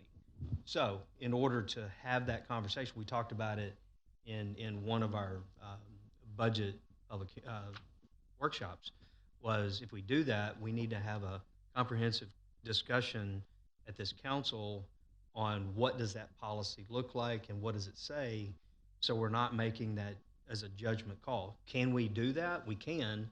We also may pay for it in a credit downgrade. Here's what will happen publicly. We'll go to no new revenue rate, yay, okay? We get a downgrade, same people who scream for lower property taxes then say, we don't know how to manage our money, you got a downgrade. When we made a conscious decision to lower that reserve to go do that. So, and again, that's up to council if we want to go and do that, but I would do it with caution. So I'll let Trent and Victor. Sure. So it's a great question, Member Cade, and I think the mayor hit many of the highlights, that our fund balances are set by our policies, and those can be changed by council. Typically the way we go through that process is, there's a recommendation or a discussion and a recommendation from the audit committee to the full council for those type of changes. We've actually, as we've gone through this budget process this year, one of our, things we've set forth in front of ourselves as staff is that we do want to evaluate all of our fund balance policies across all the different funds. So we make sure, we're in a good place there. But I think, as the mayor was saying, we want to be very diligent about evaluating that. We want to make a very comprehensive review, consult with our financial advisors, consult with the audit committee, because there very likely will be consequences if we make that change, which not only would come with the public scrutiny of a potential downgrade, but if there were a downgrade, that could ultimately cost us more on our capital project side of things, which that's our debt service side of the rate. So if it costs us more over there it could cost us more in the long run. So I think we need to be very, diligent and cautious of a quick change. So, we shouldn't do any change without due diligence, evaluation, and a full understanding of the consequences. So I would recommend that evaluation be done over the next few months, so any changes can be presented to the audit committee for consideration by the full council. And if we make any changes, we could then gain the benefits of that in the next year.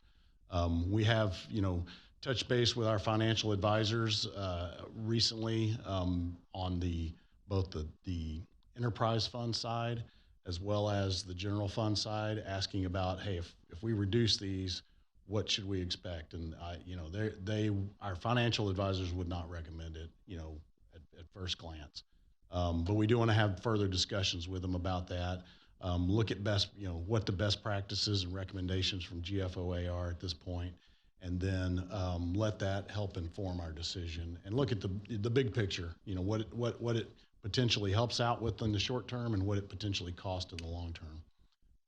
And then I think the only other thing I would add is, this policy was changed maybe 8 years ago, approximately 8 years ago. We were at 60 days. 90. And the council seated at the time saw that one of the financially responsible things they wanted to do to keep us in good standing with the bondholders and keep and even improve our bond rating was to and make sure we're in a good shape for if we ever have that catastrophe. That we have to dip significantly into the reserves for so that council made a change to the 90 days, and it took us 2-3 years to get there. But again, all that in summary is I think it's a good thing to look at, evaluate, and then make a determination. But doing that very quickly, I would caution against. I believe it did. We saw steady changes in the positive direction. As that grew, and then since then, in our bond ratings, I will state we had a bond rating downgrade about 2 years ago, and it was for two things. It was in our water and sewer arena, okay, and it was because one, the sheer size of the capital improvement program that we had going on in our city. So there was caution and concern about the sheer size of the program. And number two, there was actual language in the downgrade of whether or not we had the political will to do the water rates necessary to pay the debt service on it. And so what that meant was the rating agencies actually look at these meetings, not just the minutes. They actually look at the comments that are being made in here, and because of comments from a council member, we got hit with a downgrade. That same rating agencies now looking at that have moved us back to, I believe, AA with a positive outlook, and so it's moved in the right direction. I agree with Trent. Again, I think the question and I think the source is a right question to ask and go through. It's just with this having to be approved as quickly as we have to do, I think it would be very bad for us to move quickly on that. Does that set us up in the future years to maybe look at something differently? Absolutely. After we've all made a calculated comments with financial advisors, with all of those kind of things to know what that's going to look like. But I think it's a great question. And I think it's creative to see. I've even raised the question in water and sewer. Do we manipulate our ranges down a little bit to thread a needle and get that, especially what's looming next year, down? And then knowing we may take a little bit of a hit on rate to get that through, and then go back to it once we get the capital improvements done, go back to it and flatten that out over time. And again, those are how we can dial things up and down, and help our citizens and help our residents, through all those. And I think it's going to take John Roebuck, it's going to take our financial team and others to let's walk through and even run it out to the rating agencies as a what if. I know that they can call them and get their thoughts on that. So I think it's important that we take a look at that. And I think their staff has the right idea, and that's, over the next coming 3 to 4 months, we take a strong look at that and then bring financial recommendations back to the council. Great question. Mr. Carbone, I thought did you reach? Oh, sorry. Questions, comment? Ms. Chavaria? First of all, thank you, staff, for all your work on the budget. I know that it's a team effort. And I mean, I agree. Hopefully, we can look at policy and take a look at recommendations from audit. But we've been working on this budget since July. And if we have any concerns, then, I'm sorry, we're going to have to say, what are we going to cut? What line items are we going to cut if we're making a proposal to cut? So that's where I'm at. I feel very comfortable with this. I'm happy that we are investing in roads. It's very needed, and hopefully we'll continue. Thank you. Good deal. Questions, comments? All right. Seeing no one move in that direction, I want to remind everyone, if right behind this is we're going to set a budget, and then right behind it we have to pay for it. So, so it's going to take 5 votes on the tax rate. It can take up to 4 votes on the budget, but it would be better if we had 5 and 5, or 6 and 6, or 7 and 7. But Mr. Koza is not here. So, with that, we're going to close this docketed public hearing and move to new business item number 2. Yeah. Did you? Go ahead. And Trent, earlier you said that the residents care about services. That's all they care about. That I don't believe that. I do think they care about how much they're paying also. I think that they care about the tax rate. I think they care about. And I think we understand that, and I just definitely wanted understand that. And I didn't mean to dismiss it that they don't care about that as well. I wrote that down when you said it, and I wanted to be sure that. But I know they definitely, when the example I used the other day was if we were to mow half as much as we currently do in our parks and our medians, we know what kind of phone calls we get. Yeah, as they're soon going as- to come at you for that, but As they soon as there's a lot of rain and we don't get them mowed one week, we hear immediately. So if we were to continually do that because we cut significantly there, we would definitely hear about that. And so while we always have to, think about it, we also, if our citizens and our community expects a certain level of service, we do have to set a tax rate to support that. I understand that, but I just thought. If I sounded dismissive, I didn't mean to be. I just wanted to be sure to throw that out there as a. Thank you. It's true. No, it's Mr. Patel. Thank you, Mayor. And I know, Member Cade, what do you mean? And Trent, citizens obviously want services, and we had to pay for it. I think citizens also demand that we are frugal with our money. And I think when I look at this budget, I'm not saying the entire budget is not needed, but I think it's important when I looked at the payroll of individuals, what we had budgeted and what they're getting paid, it would blow our citizens' mind if they were to get a copy of that. And I would say there is, extra money. I'm not in favor of hiring another assistant city manager. I know Ms. Cade is having a hard time, and I feel a lot of this conversation is directed to her. I hate to tell you that. But I also find that if you really wanted to, I think if we did a freeze on hiring or the positions that are open, I think we could find that 1.7 million. And if there is a will, I know a lot of you say, show me where the money is. I'm happy to do it. But if I find that place, then you must accept it. I went through this exercise last year, and there was no will. You must have a will. Call a spade a spade. There is a lot of padding on payroll. We keep saying 67% of the money goes to payroll. Yes, it does. A lot of this money also is being misused. So I don't want to hear that, everything on this budget is exactly right. We're hiring more people in the EDC.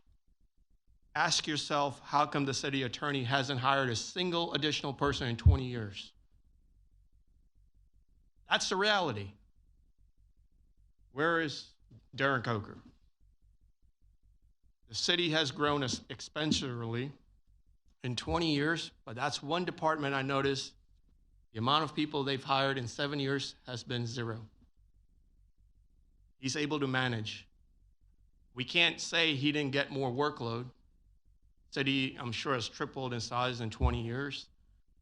So there are departments that are able to maintain the cost. So I know it's easy for me to sit here today and say we can do it. Have I looked at the budget? Yes. Do I think there is room? Absolutely. But we must agree that if we find it, we'll make tough decisions. And I know Ms. Kate is having a very hard time. And I bless her for that. I bless her for her constancy, because I know is eating her up alive.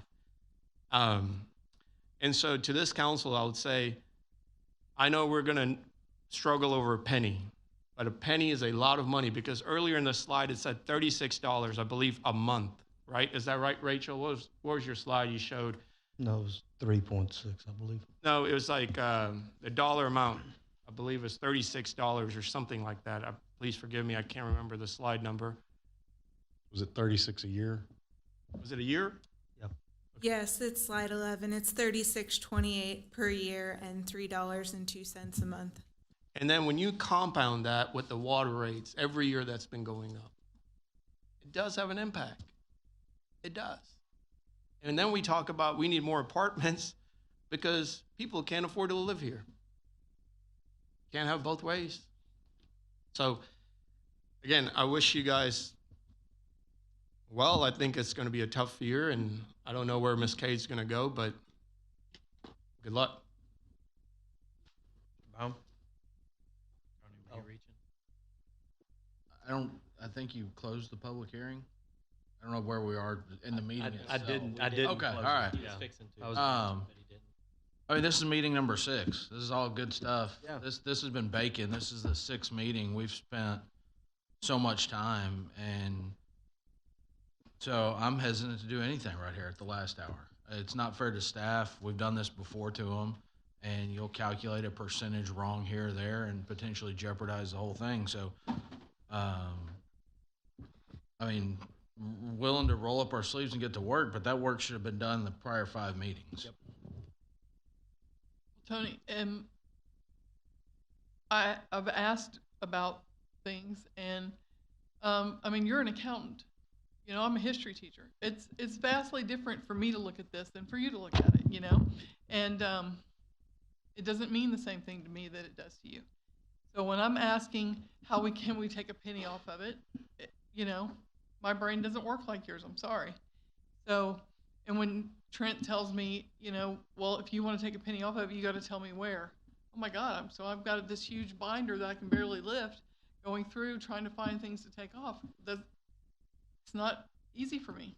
So I'd like to clarify what I stated, because my comment was I'm not saying that to dish you. No, but Trent. I just want to clarify. My comment was, if there is a desire to reduce the tax rate by some of the members of council, and others are willing to move forward with the budget that's recommended and the tax rate that's recommended, then I would imagine that those other council members ready to pass this will probably turn to the ones that don't want to and ask them for what they would potentially de-emphasize from a strategic priority standpoint, so we understand where to cut.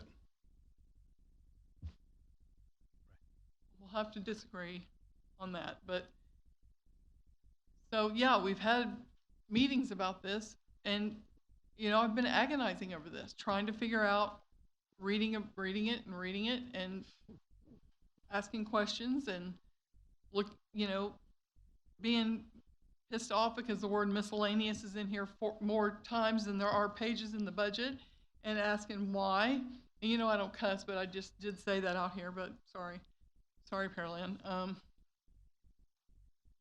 You know, I'm sorry, but you know, I'm asking now, and I'm really curious, how much would it hurt our rating to go from 90 days to 85 days?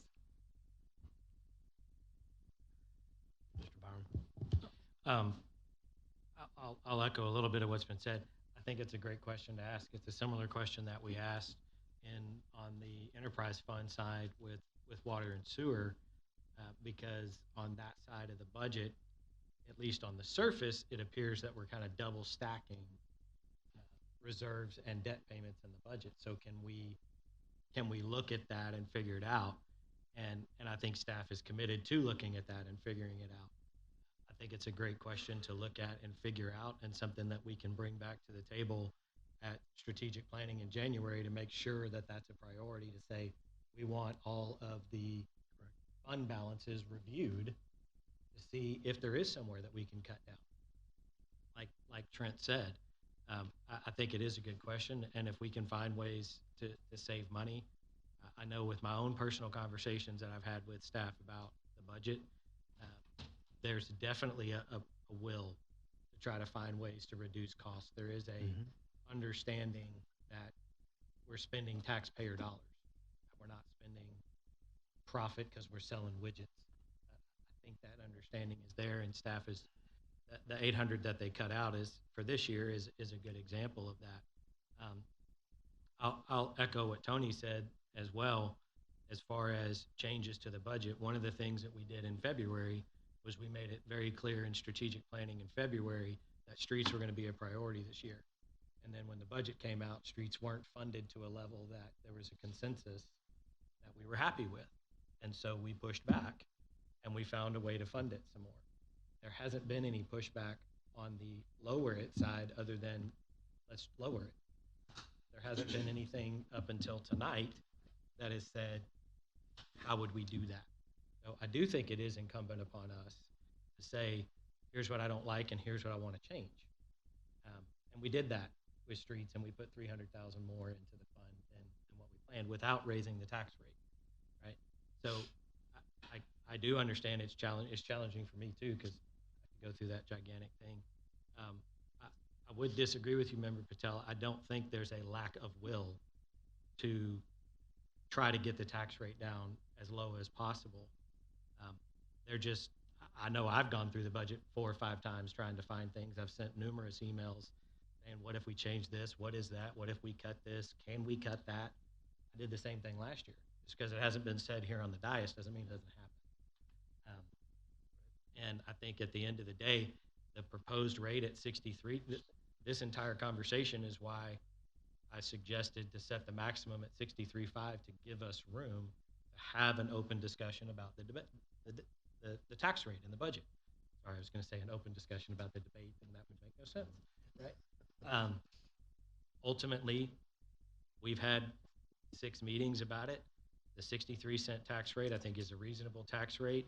It is a reduction. It is a tangible reduction, we see on the slide here, in the average property tax bill that is paid every year. And I will be the first to tell you, my personal property taxes are above the average, so I'm going to pay a little bit more in taxes. But we have to function off of average. And it is going to be a reduction in the tangible bill to the individual. So I do think there is a desire from people on this dais to be very diligent about how we spend the dollars. And like we talked about last time, and I'm happy if we want to book a conference room and let's tear this thing apart next year, let's do it. I just don't think we can do that tonight. Like, we're up against the wall at this point. I believe in Darren, well, I was going to ask Lawrence, but it's not. Oh, there he is. Oh, he is there. He just like popped out from behind Trent. I mean, if I understand the legal process of how the legislature has mandated we pass the budget, we have to do this tonight, and we have to do this again on the 22nd. We don't have any other options, correct? Special meetings. It would be a combination between the state law and the city's charter, because we have 2 readings of the ordinance. That's normally required on regular meetings. It has to be tonight to do those 2 readings. If you wanted to do it as an emergency reading with the first and only at the next meeting, because we're not able to accomplish it tonight, then it takes a stronger threshold than 5-2. It would take a 6-1 vote to do it as an emergency measure. So it's a combination of the state law and the city charter. And just like we discussed with the water rates, and Victor, correct me if I'm wrong, that's 2 weeks from tonight. Is that enough time to honestly run numbers, talk with the bond markets, and really see how that would affect us? Or are we square peg round holing it at this point?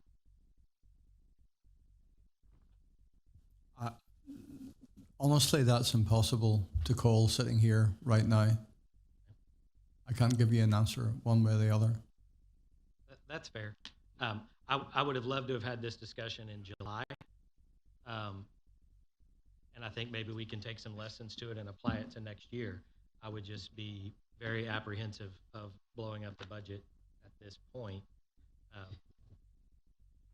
seeing as where we are in the process.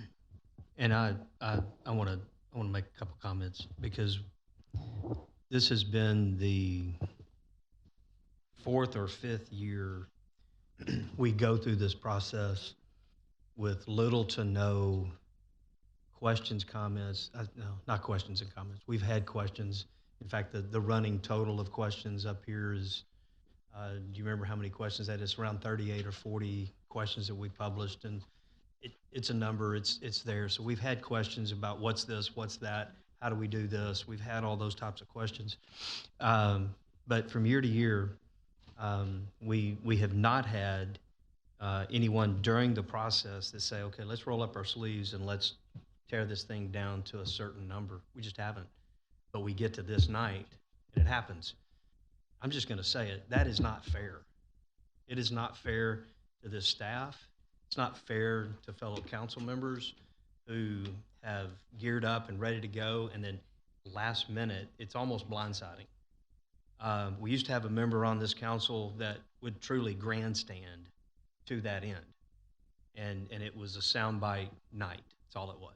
It was a soundbite night. And that's wrong. I'm not saying that's what this is tonight. I'm just saying there's a moment in time to say, I don't want 63. I want 62, or I want 60, or I want whatever. That night was 2 months ago. And working away. Do we have an exact where do we get there? Maybe not. Maybe, but may not. But I don't recall having that discussion or having that comment at any point saying, I want to go to here. And again, that's not fair at the 11th hour, really and truly, 11:59, and then making the I want to go below. Ms. Cade and to Mr. Patel, everyone on this council wants a fiscally responsible budget. If we can find legitimate, ideal cuts, we want to see it happen.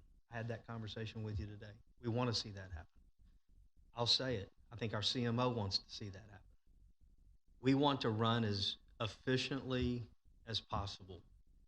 At the same time, we do have a level of service that we expect. Yes, a big chunk of our budget is police and fire. And no one, you're not suggesting it, Mr. Patel's not suggesting it, nobody's suggesting that we lower our standards in police and fire and EMS to lower a tax rate. Nobody's suggesting that. And I don't think we would accept that. So level of service is going to have to come somewhere else. It's going to have to come in streets. It's going to have to come in sidewalks. It's going to have to come in parks. It's going to have to come in, the person that works the front desk at the rec center, customer service. It's going to have to come in those types of ways. Lots been said up here tonight. Well, not a lot. It's been said up here talking about salaries. Trent, I'll ask you a question so you can respond to it. We do salary surveys. We're in a market. If you run an insurance agency, you have a market up against other agencies. If you're in the cleaning business, you're in a market for what talent and people cost. Same thing. All of us up here have places and businesses, and there's a market for that. The city has a market. School districts have markets. All those kind of things.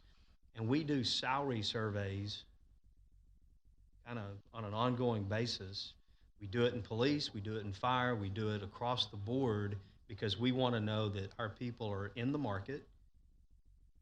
And I'll say, generally speaking, we're not usually at the top of the market. We might be on a given position, but across the board, we're not going to necessarily be at the top of the market. We're not going to be at the bottom of the market. But we're going to be in the market of our peer cities. And so, Trent, respond to the salary comment and question a little bit, because having continual turnover isn't good either. Sure. So as you mentioned, we do those annual surveys. We've done them, settled on peer cities, done those for fire, for police and fire, and gone through an extensive analysis of that. This next year we'll do much more of that throughout the rest of the organization. We've done some of that, but we'll continue that process.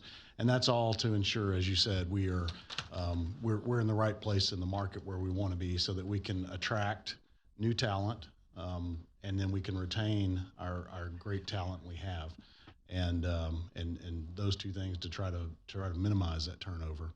And I think some of the comment earlier about the payroll or what's set in the budget for personnel.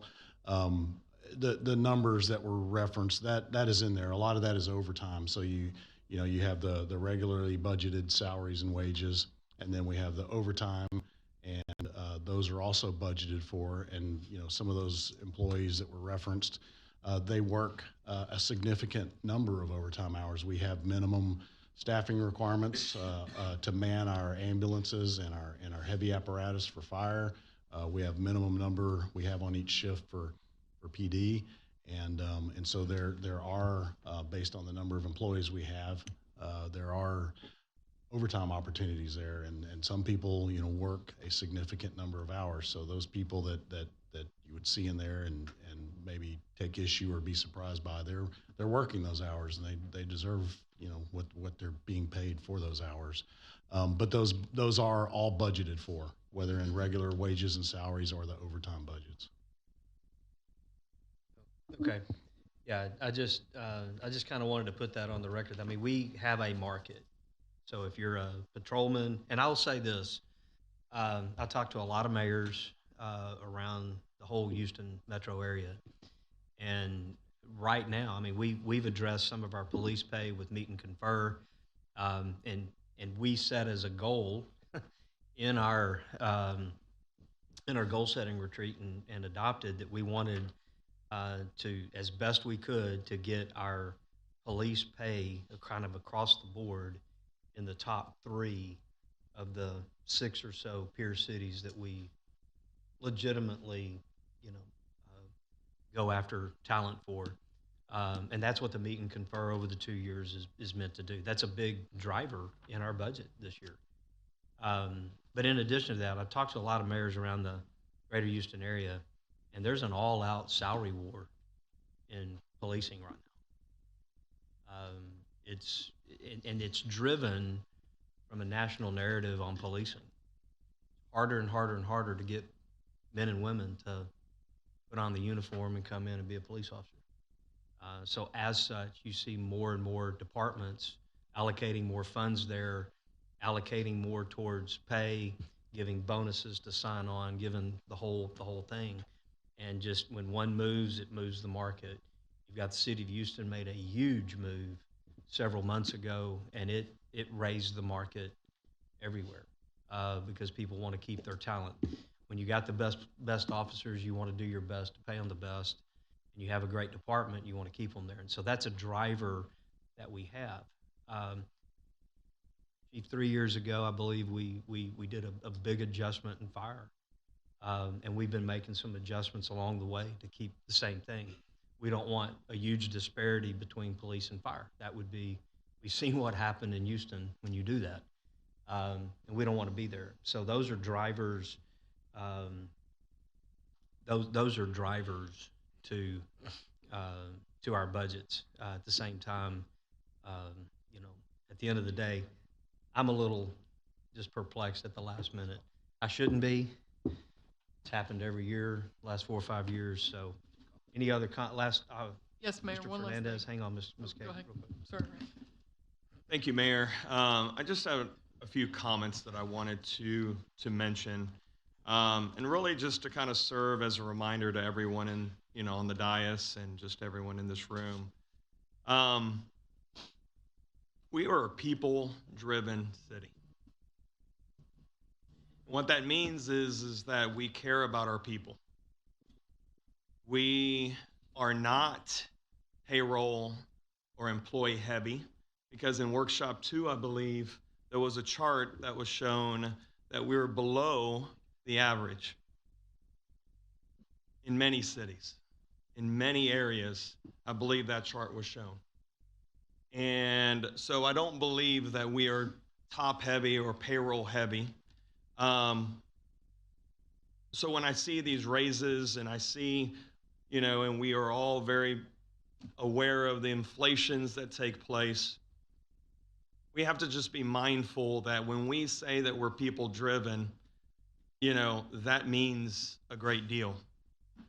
When I see that a new, CMO, assistant CMO position came up and those dollars are distributed amongst several budgets, until I spoke to them and know that, for an example, our city manager manages 900 plus people, and he does have a couple other people within the division, I think that it warrants another person.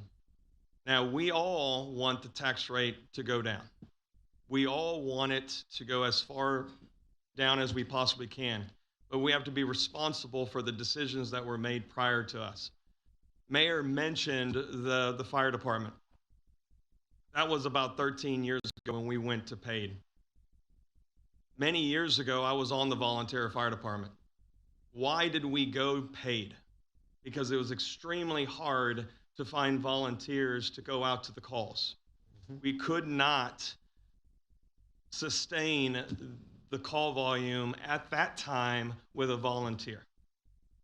We're blessed to have a paid department, decisions that were made before us. So when I go back to people, people first, I just want on record to mention that, yes, I'm the newest member on council, but I've lived here my entire life. And many members up here have spent many years here in Pearland as well. And one of the things that I value is that we are a people first driven organization.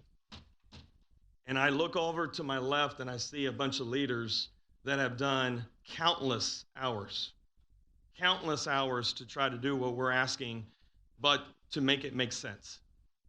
And yes, we would love to go lower, but at what costs?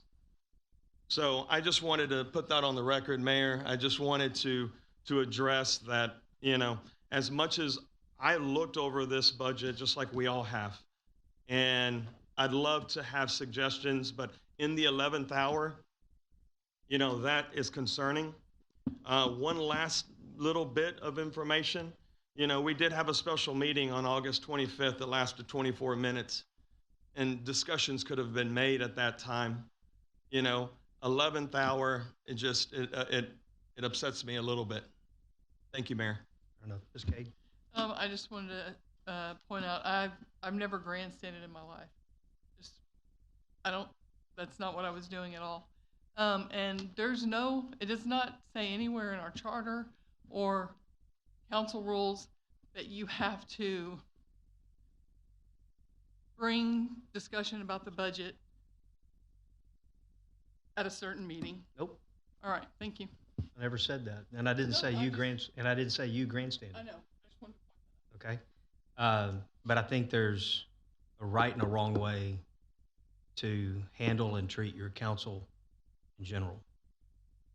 And if I had that in my head before tonight, I certainly would have brought it then. And I believe you, and I do believe you. Again, there's a concerning way, and if budget isn't a strong suit, and I'll say this for the record, and I apologize, in advance, but you have stated that budget's not your big strong suit, and I get that. That's not everyone's forte. and it doesn't have to be your forte to be on this council. It's not a prerequisite to be on this council and be a guru in numbers and finance and all that kind of stuff. It's not. So, and I think you follow your heart, and you generally speaking, you follow your heart, and it puts you in a good spot. So that's what I love about you, is that your passion. You love the city and you love the people in it, and you speak on behalf of them, and we applaud that. I guess, my admonition on that is to dig deeper in the budget early with staff and walk through it, understand it, look for cuts, be that way. And so that would be my ask, if you will, in subsequent years. Whatever we do, we're going to get through this budget. We're going to move on. Why? Because we have to. We have a city to run. We have a city to take care of. We have employees to take care of, and we're gonna make sure that we do all those good things. But we did have a council member that liked to grandstand, and yeah, absolutely. So last call for questions, Patel. I'm sorry, Mayor. Let me be very clear why we're having this discussion today. It's only because there's one person on the fence that everybody's trying to pull. It seems like you're right. Last meeting lasted 24 minutes, and you're right. Maybe we should have discussed. But I honestly will tell you, I didn't think there was a will. Last year I told Trent, hey, you know what? We can do this again. And he said, I look forward getting you to vote yes on my budget. And this year, it didn't feel like anybody really had an appetite. My fault, I take full blame for it. Maybe I should have come and said, hey, I don't agree with this budget. But only reason I'm doing it today, having this discussion, is because we have one person that can sway the whole thing. And everybody's fighting for her, right? Let's be honest about that. That's what's happening today. I would like to say, apologize, I would like to say I'm not trying to sway anyone's vote.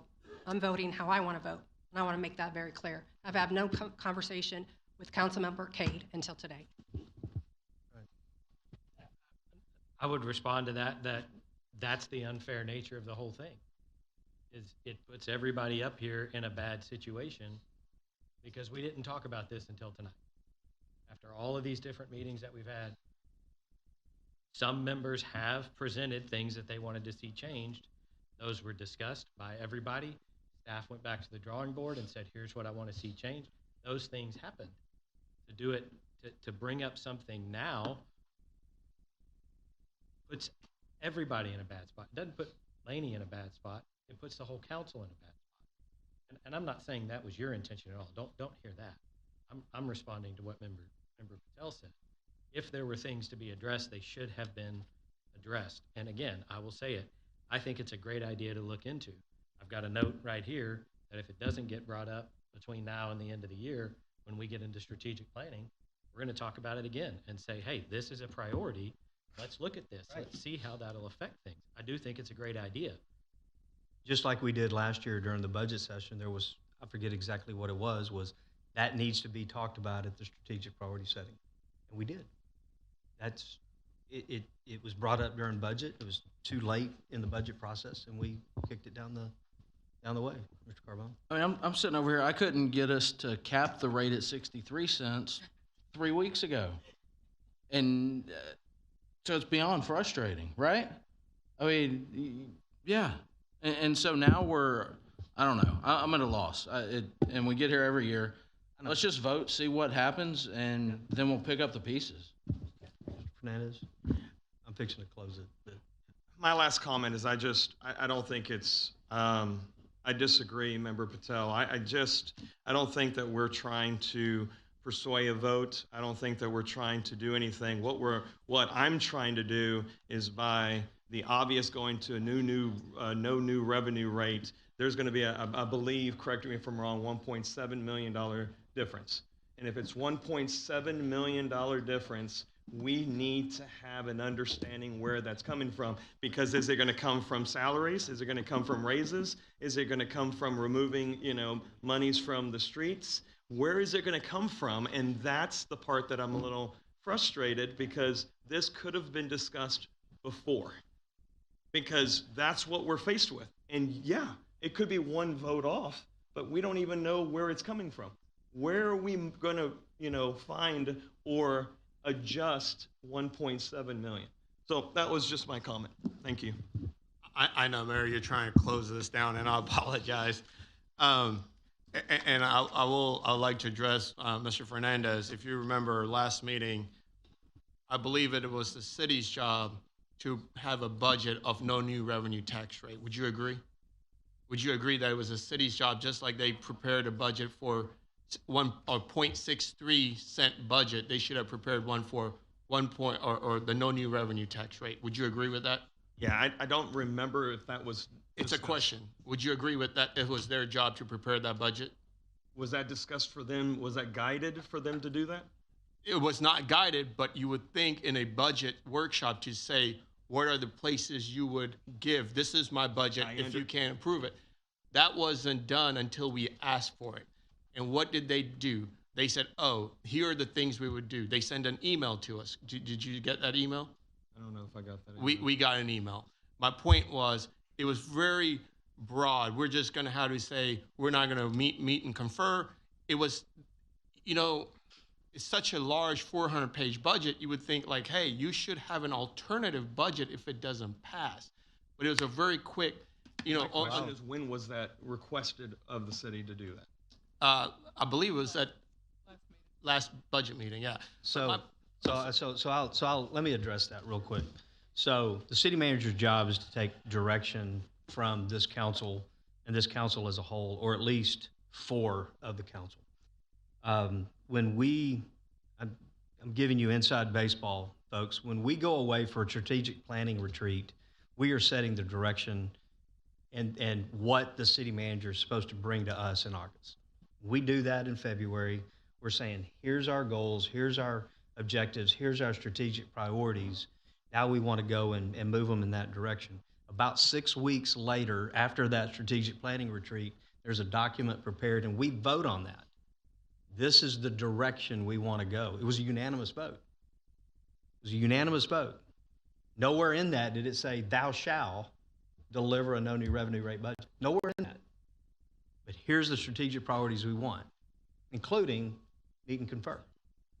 So the city manager and his team delivered a budget that met those objectives. And you're right, at the last budget workshop, you brought up what would it look like to go to no new revenue rate. I reiterate, city manager works for the council, doesn't work for one person. He works for the council. He also said he put that out in an email. If we are forced to go to no new revenue rate, here's what we're going to have to do. That's how he put that in the email. So again, if council wants to see that, council needs to coalesce and do that. Trent, no one else in this city works for a single council member. They work for a consensus. How many times have you heard Darren and others, you want to put something on the agenda? I want to go do some new ordinance. Great, let's put it on and discuss it. And if there's 4, then we'll spend the time and effort to craft it. That's how this process works. So I'll answer the question. No, I didn't expect him to give a no new revenue rate budget after your comment, because I didn't see 4 people say, yeah, let's go do that. I mean, that's how that works. I couldn't get 4 to cap it at 63 cents. Right. The last direction we gave staff in the form of a vote was some pie in the sky 63 and a half. Like that was the last vote on this budget, and there's been no substantive discussion since then. Yeah, and even that night, I made it clear 63.5 gives us room to have discussion, but we're going to settle on 63.0. And I didn't hear anybody say, I want no new revenue rate. No one that night said, I want no new revenue rate. No one. We can look at the tape. Didn't happen. So the question is, this happens at this time of the year every single year. And it's always been my goal to go into the budget and not have this type of a scene on this night. So dismantle the budget, start it in August when you get it. Bring it up. bring questions, bring concerns. We can make budget workshops 3 hours. That's fine. The night is not tonight to do that. And Ms. Kay's going to vote her art. She's going to vote how she feels like she needs to vote. She's going to be writing her vote. That's what we do up here. So with that, I'm going to end this public hearing officially. Yep. And we're going to move. And we're going to move to new business item number 2. And remember, this is a 2-step process. We vote on the budget on the first run, and then we have to have a ratification vote. Secondly, Mr. Byram has the language specifically for the ratification vote as well. So, Mr. Mayor Pro Tem, if you would present that, please. New business item number 2, consideration possible action, first reading of ordinance number 1650. So moved. Second. We have a motion and a second. We've had staff report. We've had plenty of discussion. Madam Secretary, and we'll call for the vote. Was there a speaker comment, Mayor? What? Was there a speaker comment for new item 1? Apologize. Thank you. We have one for public hearing 6. Okay. Thanks. New business. New business. What? PH. Mayor Pro Tem Byram, Aye. Member Carbone, Aye. Member Chavadilla, Aye. Member Cade,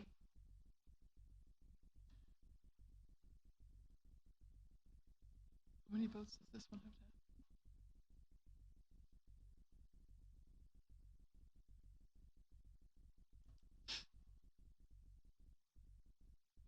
have? Aye. Member Fernandez, Aye. Member Patel. No. Motion passes 5 to 1. So now the ratification vote, you have that language?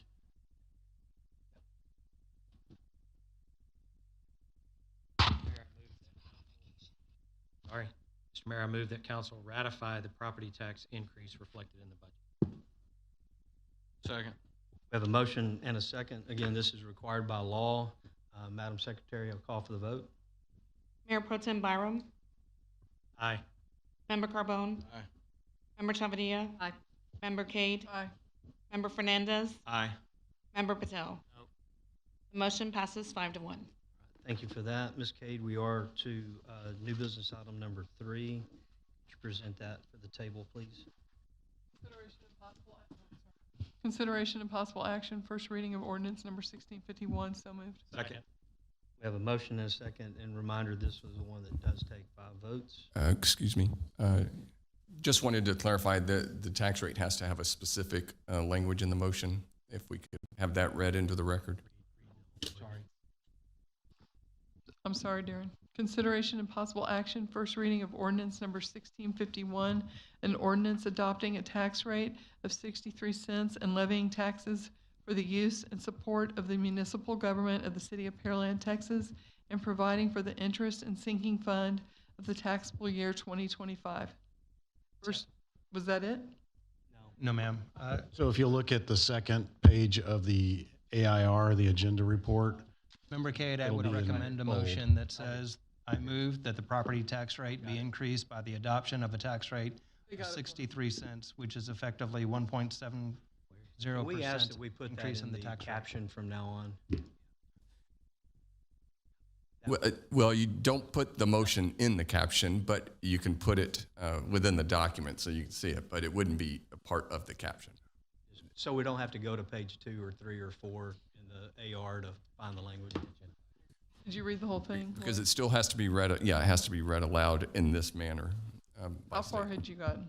Just read the.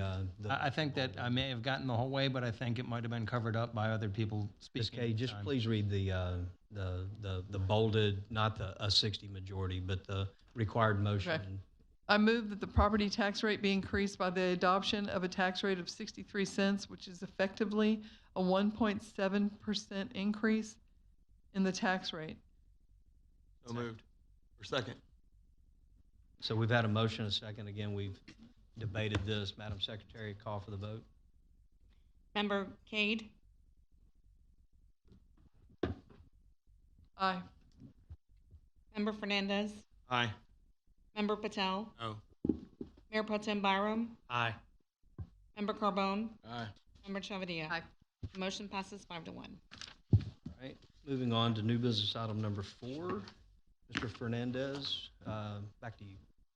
Thank you, Mayor. Consideration and possible action, first reading of ordinance number 1358-32. So moved. We have a motion and a second. Any staff report on this? No, sir. These are just the non-development fee usage service fees that are being modified as part of this budget process, as we discussed in multiple workshops. All right, with that, any questions, comments from council? Seeing none, Madam Secretary, call for the vote. Member Fernandez. Aye. Member Patel. Aye. Mayor Pro Tem Byram. Aye. Member Carbone. Aye. Member Chavadilla. Aye. Member Cade. Aye. Motion passes 6 to 0. All right, with that, Mr. Patel, would you present item 5, please? Yes, Mayor. Considering possible action, resolution R2025-141. So moved. Second. We have a motion and a second. Staff report. Thank you, Mayor. So while the budget includes the appropriation of funds for our capital improvement program for the next year, this resolution adopts the 5-year capital improvement program. So it just lays out the entire program for the next 5 years. So only this FY26 is being adopted, and the remaining 4 years are a plan that can be modified in the future. So back to you, Mayor. Any questions, comments, concerns from council? Seeing none, Madam Secretary, call for the vote. Member Patel. Aye. Mayor Pro Tem Byram. Aye. Member Carbone. Aye. Member Chavadilla. Aye. Member Cade. Aye. Member Fernandez. Aye. The motion passes 6 to 0. All right. We get to do it all over again in 2 weeks. Here we go. Moving to item 6, Mr. Carbone, would you put that on the table? And we do have someone to sign up to speak for that. Yeah, thank you, Mayor. Consideration and possible action, resolution R2025-145. So moved. Second. We have a motion and a second. Let's go ahead and go to the person who signed up to speak. I think he may have actually left. Nick Matamidi, is he still here? Nope. Mr. Matamidi, are you still in the lobby? I was going to say, sometimes they sit in the lobby. Here he is. Yeah. Wasn't sure if you were still here. You're up. State your name. You got 3 minutes. Thank you, sir. Nick Modametti. Real quick, just want to say we're in strong support of this resolution. We really appreciate what City's been doing. We think we're at the finish line, hopefully, here in the next few weeks. Rockefeller, I know, is here tonight as well to answer any questions. And if you have any questions of me, I'm here as well. Thank you. Thank you for that. Rockefeller, I got to see the messy side tonight, so it's all good. With that, open it up to staff report. Thank you, Mayor. So this item is the next step in establishing the Smith Ranch Public Improvement District number 1. So Public Improvement District, or PID for short, that we've been discussing for several meetings at this point. So what tonight's resolution does is it determines the cost of the public improvements that will be financed by the PID. 2, it accepts the preliminary service and assessment plan, including the proposed assessment roles. 3, directs the filing of the proposed assessment roles with the city secretary to make publicly available. 4, it calls for a public hearings on October 13th and 27th of this year to consider an ordinance levying assessments on the property within the district. And lastly, it directs staff to publish and mail notice of the public hearing. All right. Any questions, comments, concerns from council? I apologize, Mayor. I was not here when the last time we discussed this. I know there were some residents that were concerned about this area. I can't remember what the outcome was. I know one of them we pulled out. Yeah, I believe we did. We had somebody that then wrote a letter in support who was against that. He was on the corner. And then the gentleman back towards the back was out of, I believe, taken out of the PID. That's correct. Right. Okay. So I believe in a roundabout way, pretty much the satisfaction was there. Right. Any other questions, comments? Seeing none, Madam Secretary, call for the vote. Member Carbone. Aye. Member Chavadilla. Aye. Member Cade. Aye. Member Fernandez. Aye. Member Patel. Aye. Mayor Pro Tem Byram. Aye. The motion passes 6 to 0. All right. Back to you, Ms. Chavarria. Number 7, please. Thank you, Mayor. Consideration possible action resolution number R 2025-143. So moved. We have a motion and a second. Sorry about that. Staff report. Thank you, Mayor. This resolution authorizes the purchase of replacement networking equipment that is at end of life, so no longer receiving updates, which then creates cybersecurity vulnerabilities. These were planned for replacement in this year and are budgeted for. We've got 27 network switches and 2 network routers as part of this. We solicited quotes from 3 different vendors through the state's DIR co-op purchasing arrangement. And so we're recommending award to the low-cost provider, which is SQL Data Systems, in the amount of just a little bit over $662,000. Any questions, comments, concerns from council? Seeing no one moving, Madam Secretary, call for the vote. Member Chavadilla? Aye. Member Cade? Aye. Member Fernandez? Aye. Member Patel? Aye. Mayor Pro Tem Byram? Aye. Member Carbone? Aye. The motion passes 6-0. All right, with that, moving to other business, there were none. Mayor, council issues for city council discussion, there are none. Moving to executive session under Texas Government Code, Section 551.074, personnel matters, also Section 551.072, deliberations regarding the sale, purchase, lease, or exchange of real property, and Section 551.087, deliberations regarding economic development negotiations. Council will recess at 9:07.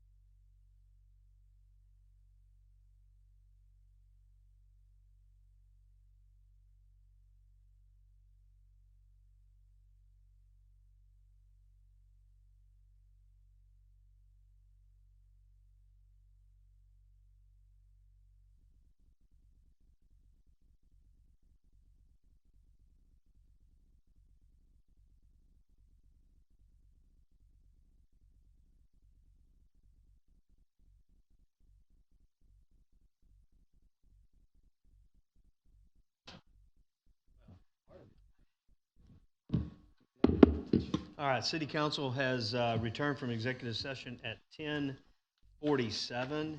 Oh my God. New business continued, consideration and possible action regarding city boards and commission appointments. I believe we have a motion to be made on that one. Yeah, Mayor, I'll make a motion. We remove resolution 2025-142 from the table. Second. All right, we have a motion and a second to remove from the table. That was item D under our consent agenda. I believe we want to postpone that to a future date. Second. We got to vote on the motion.